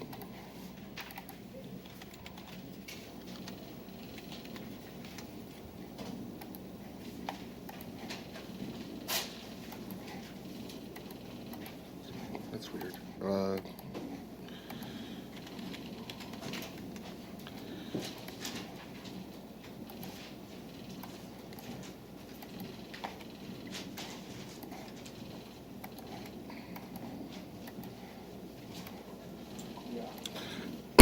All right, well, as far as Broward goes, he's had just an alcohol violation last year twice. But I do know, I don't have it in front of me, but I do know he's been to prison before because he was arrested last year on a parole violation for trafficking in stolen property. And that was at Pinellas County. Okay. Sir, do you have any money in the bank? Yes, sir. How long have you been down here in South Florida? So about a year. Are you currently employed? I work for churches. So I'm going to go ahead and set your bond on count 1 at $25, 2 and 3, $3,500 and $1,000, based on your prior trafficking and stolen property case. Thank you. How about Marquise Allen and Kevin Long? In jail. That's it, huh? I don't know what. I ain't going nowhere.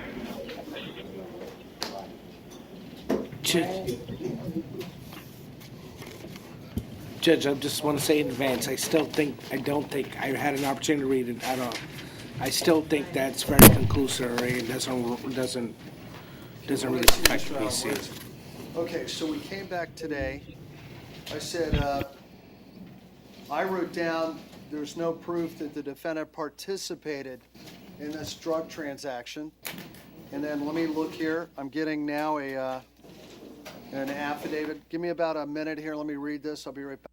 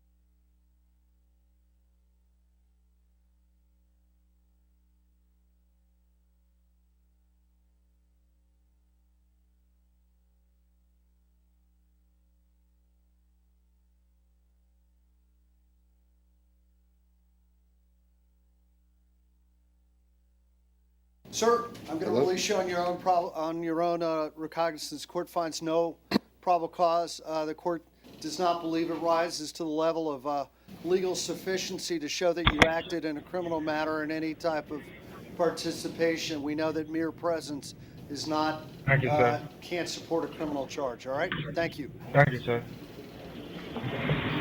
Kevin Long?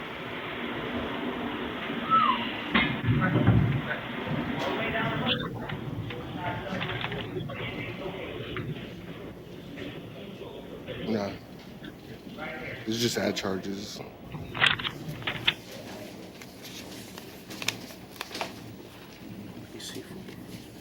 Okay, now, Kevin Long. Main jail. Sir, County is burglary of a conveyance, 9, possession of burglary tools, 11, 10, illegal use of credit cards, 11 is fraud. Court finds probable cause. State, what is the one? Judge? Go ahead, sir. I'm sorry. This case was here yesterday, and we argued that there was no nexus between the burglary and the or burglary tools and the possession of the credit card. Okay. And I thought we were here today for a perfection. It wasn't a perfection. It was a reset from yesterday. I don't think Mr. Long was here. I didn't write perfection on here, so let me just look. I don't quite remember. Let me look here. I remember the argument Mr. Miller made before I was able to respond. It was announced a Tool to reset. break and remove glass from the driver's side window and subsequently entering the vehicle. Purse was taken. So the defendant was captured on video using the victim's aforementioned credit card at 4:50.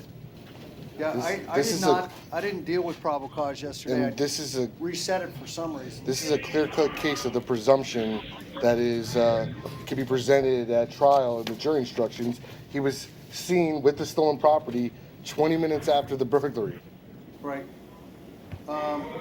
Is that your argument, sir, that nobody saw? Yeah, the argument is nobody saw him or identified him as the person who broke the window or went into the car. I understand. Sir, I believe there is a presumption that if you're in possession of stolen property within a short amount of time after a burglary, that you're the one who committed the burglary, took part in the burglary. And I do see here that you were captured on video using the victim's aforementioned credit card at 14:54 20 minutes after the burglary, 3.1 miles away at a BP gas station. And also, the court notes that, this allegedly happened in Parkland at 1424, 1434. So, court will find probable cause. State. Counts 1 through 7 is.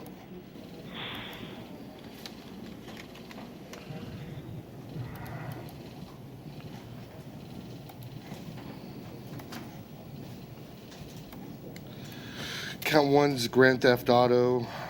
Count 2, he's being held. Count 2 and 3, he's being held on an out-of-county hold. Total bond of a little over $60,000. Count 4 is a $1,000 bond on a grand theft. Count 5, $1,000 bond on a Burke conveyance. Count 6 and 7 are capiases for theft with a $750 bond. So I'm going to go ahead and set your bond at $3,500 on count 8. Count 9, 1,000. 10, 100. Count 11 is 1,000. Thank you, sir. How about Alton Poole? Paul Ryan.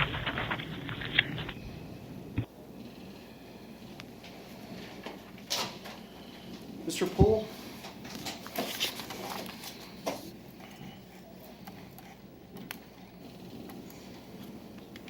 Okay, maybe we're not on.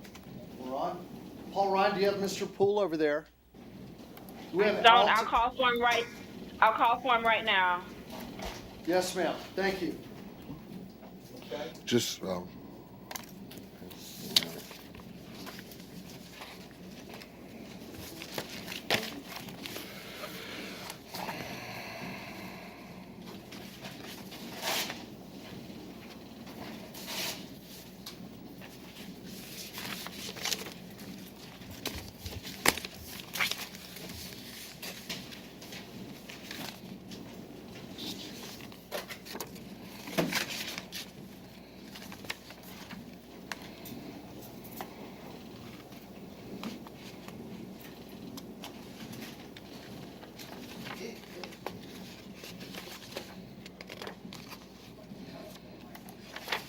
wouldn't you like to know? Okay. Who do you have up at Paul Ryan? Do you have anyone up there now?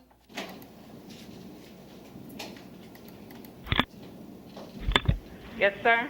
Yes, Judge. I'm Jacqueline Elaine Bell. You're on, we actually had, this is one of those weird, because of the timing situations. Go ahead. You had her yesterday on a perfection. Judge Miranda found PC for trespass on a burglary. She was looking to the cars. She set her bond at 100. You were trying to find out if she had any relatives or anything. Right. So you kept the bond at 100 because there was really not anything else the court could really do. Okay. Ma'am, I'm going to let this go to the division judge, all right? Thank you, ma'am. Denied that. Judge? Yes, ma'am. Can I plead no contest in this matter? Not today, ma'am. This is a felony. We don't resolve felonies in this court. Thank you, ma'am. Thank you. Who's next? Judge, we have Philippe Cannell on your regular docket, page 8. Okay, just give me a quick moment. Just give me a quick moment. I'm juggling 2 or 3 things here. Is she? Your Honor, I have no objection if she's verified. Who? Ms. Bell. Okay, then I'll release Miss Bell to ROR.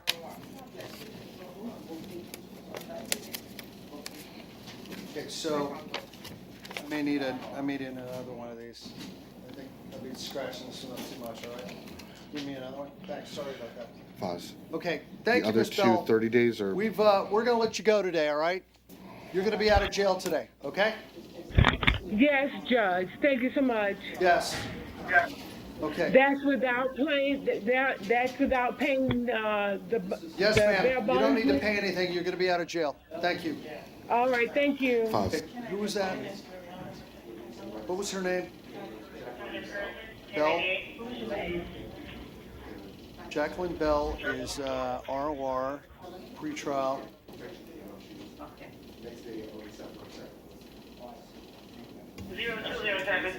Okay. Judge, may I tell them where they can find me? They know. I have an address. They already know, ma'am. They already know. Talk to the clerk, I tell them. Okay. Thank you. How about Alton Belt Pool? What is your name? He's in route. Yep. What is this person's name right here? Melissa Wilton. Okay, Miss Wilson, just give me a moment. Wilton. Wilton. Wilton? Like manners. Yep. Second look. Okay, Miss Wilton. Melissa Suzanne Wilton. Okay, ma'am. Let me, Miss Wilton, you are here for a grand theft. Just give me a quick moment, Miss Wilton.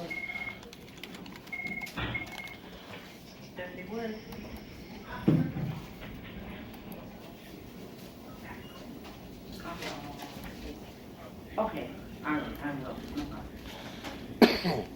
I think this is another situation where we don't.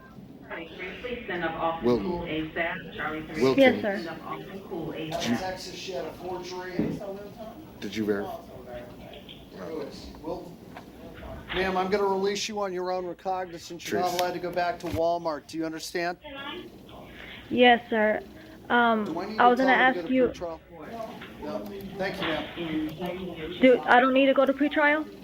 Well, Well, because I was gonna ask you, is there any way, like, because I have a felony charge, I can't lower it to a misdemeanor charge because I'm trying to get like a job and not it's gonna today, be really ma'am. difficult. We're not taking care of lowering it today. Yeah, okay. Ma'am, you're going to be released ROR. Thank you. Okay, and no pretrial, just RR. I don't think so, ma'am. Do you want pretrial? Okay, thank you. No, sir. Okay, thank you, ma'am. Come here. Come here. Just give us a quick moment. Okay. Paul Ryan, you got anything else? Have Alton Pool, sir. Okay, may I see Alton Pool? Ma'am. Your Honor. Yes. Mr. Poole, this is count 4.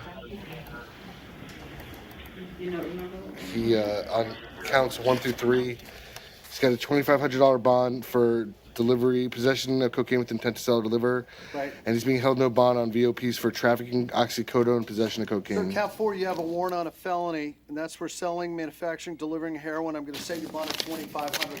Thank you, sir. Okay. Sir. Yes, sir. Hello? Yes, sir. Yes, sir. That is a new charge that that they got. Yes, sir.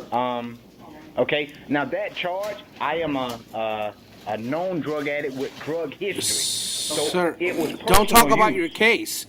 Okay. Okay. All right, well, you'll talk to your judge about that, sir. Thank you. Oh, boy. We took care of Joshua's bill Thank you. already, right? Our judge? I'm North Broward, who do you have up there? easy. I have 2 left, Your Honor. I have Jackson Altador and Joshua Isabella. Hey, may I see Altador? Dealing with that What is this today. date? Second. It's a 30-day, Your Honor. He is entitled to release today. Trees. Got it.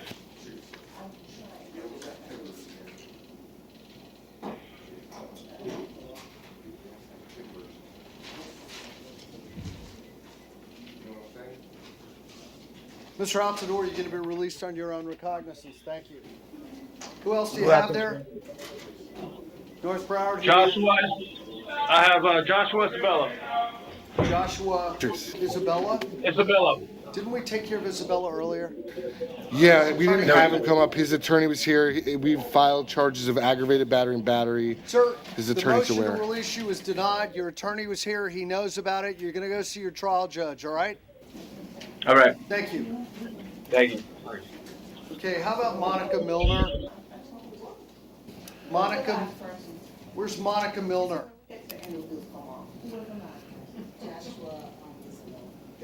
Okay. Who do we have at May Jail?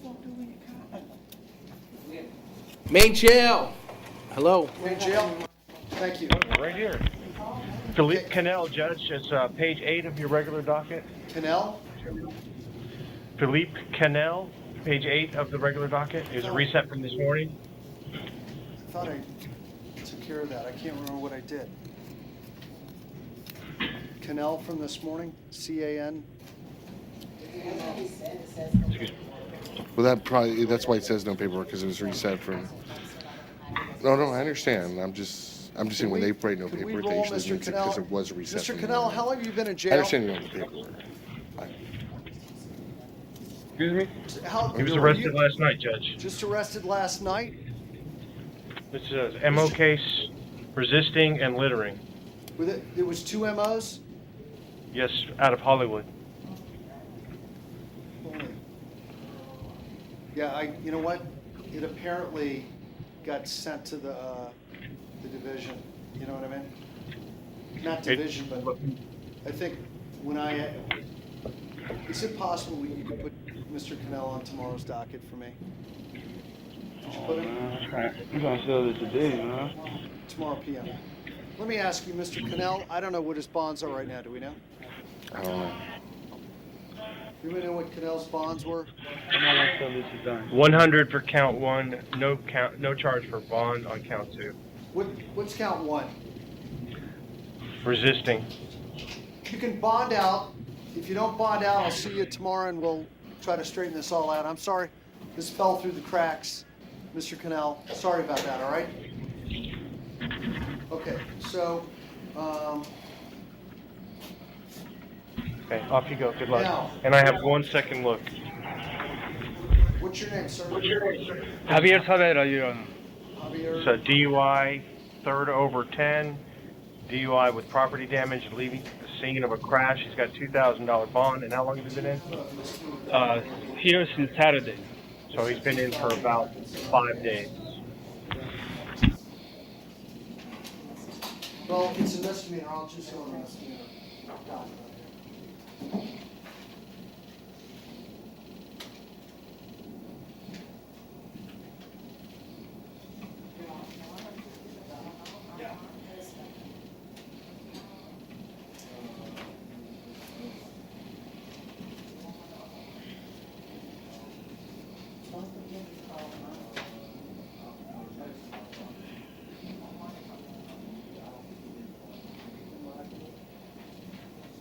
Okay,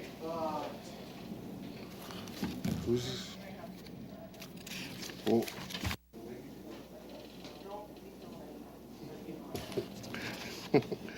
why are you taking it seriously?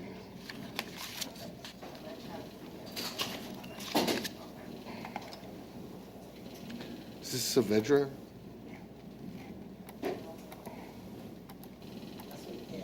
Okay, thank you. sorry, I signed an order for you to go into your property, get a credit card to post bond. How come you haven't had that done yet?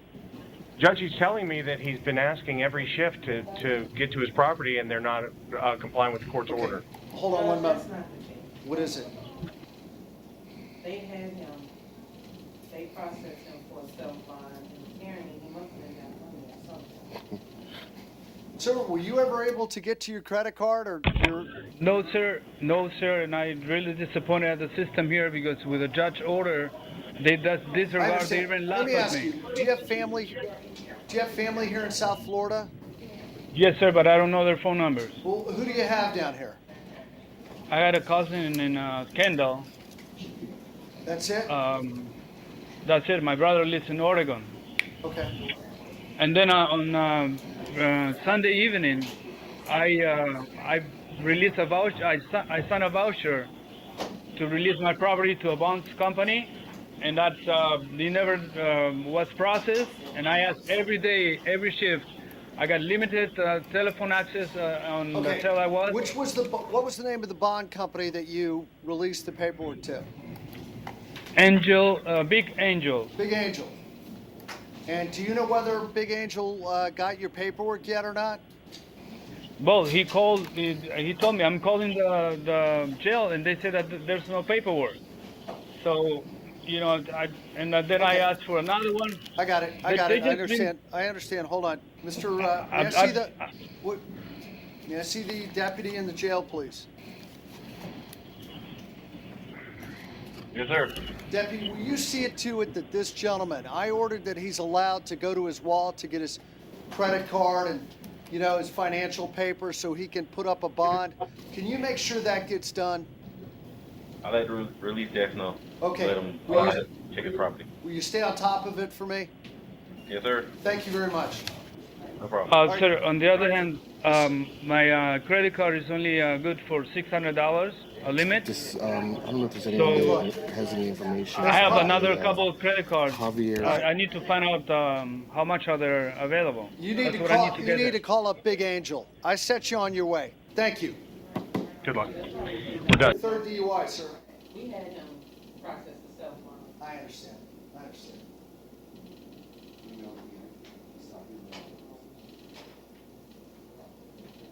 Okay.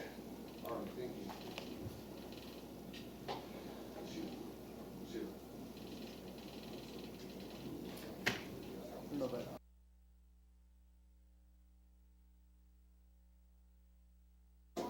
All right. Okay, where is, may I see Joseph Batten? Joseph Batten? In case someone asks you. Where's Joseph Batten? Copy, Your Honor. Oh, Your Honor, you weren't. He came through on Monday. Went to another casino again, Judge. Different casino this time. I mean, frankly, no, different one.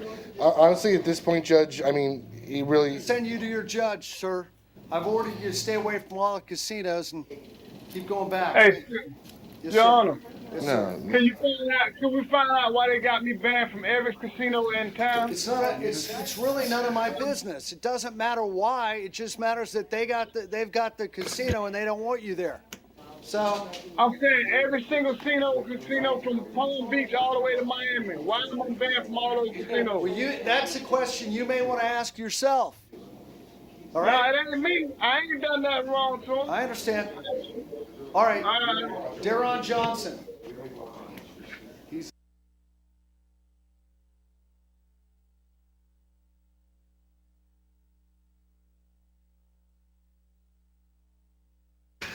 Like, that's bad if you can't. Like,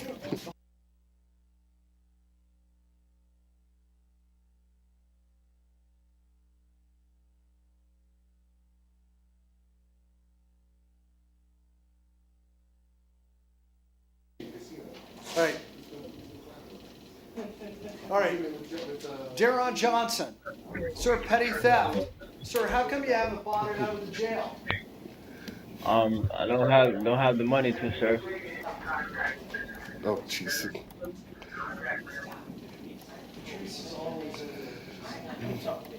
With.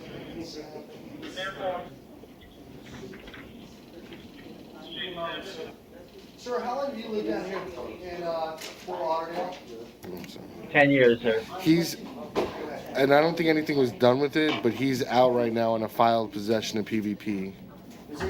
Yes. It says right here he went into Walmart, 8:45 in the morning. $161 worth of property. I think he's also on probation. No, sir. For possession of marijuana and failure to leave property. So I'm gonna leave it where it is, all right? Would you like me to put you in the drug program in the jail? Pardon me? Would you like me to put you in the drug program in the jail? No, sir. Okay, thank you, sir. Your bond will remain, thank you. Send that to the division. We took care of that. How about Richardson, Luima? Your Honor? Yes, sir. Your Honor? Is there a reason why I can't get ROR'd? Yes, sir, you have a pending case. What? His bond was posted. On who? Richard Louis. No, that's not, we're talking about. No, they were they're talking about something else, Judge. Ron Johnson. Sheila. Sir, you have an open Flocka case, am I correct on Deron? Yes, yeah. You have an open Flocka case right now. Yeah, I got ROR'd on that. Okay. Yeah, but. All right, thank you, sir. Okay, Richardson, Luima, his bond was posted. How about Eric Elliott? Eric Elliott? On to Your Honor. Hello. Hi, Mr. Elliott, DUI property Hi. damage. Sir, how come you've been in jail 4 days, how come you haven't bonded out yet? I don't have any money in my account right now, and I'm not from down here. Where are you from? I've lived down here for a year. I'm originally from Illinois. I lived in New York City for a long time. Well, what do you do for work? How do you support yourself? I lost my job, but I do have a part-time job working for an air conditioning company with Home Depot. And I'm interviewing for new jobs. Well, you don't have any money in the bank, right? No, I'm in the negative actually. Well, how do you pay for your food, your rent? How do you do all that stuff? I've been all right until recently.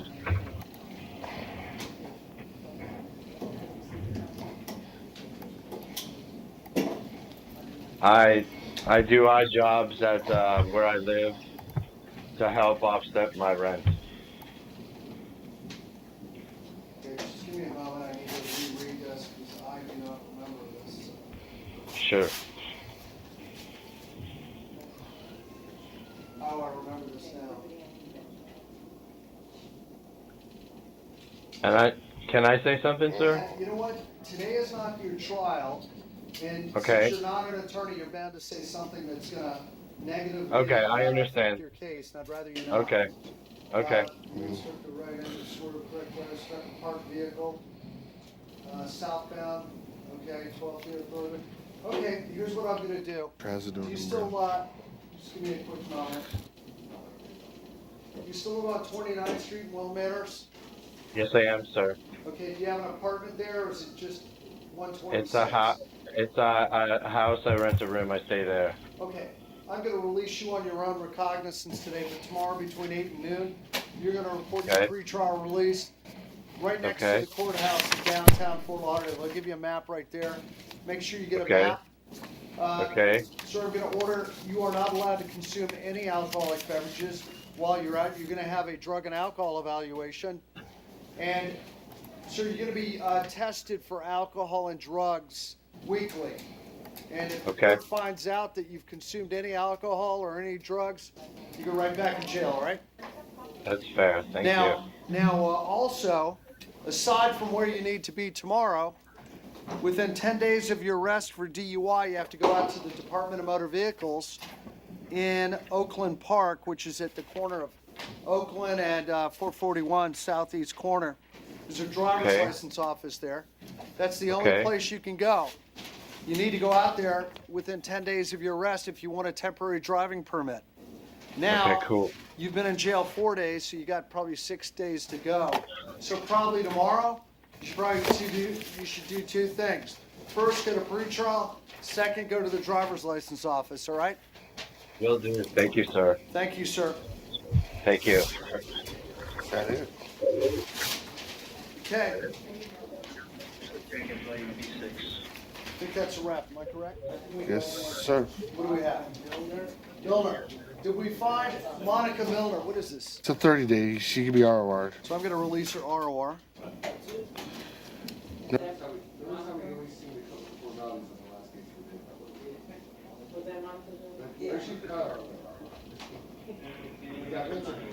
There you go. Thank you. That's a wrap, everyone. Today is Thursday. We're wrapping it up right now, 4:15. And we know what tomorrow is. It always follows Thursday. It's Friday. Friday's a special day because it's the end of the week and for other obvious reasons. And we will see everyone tomorrow. We're out from room 235. See ya.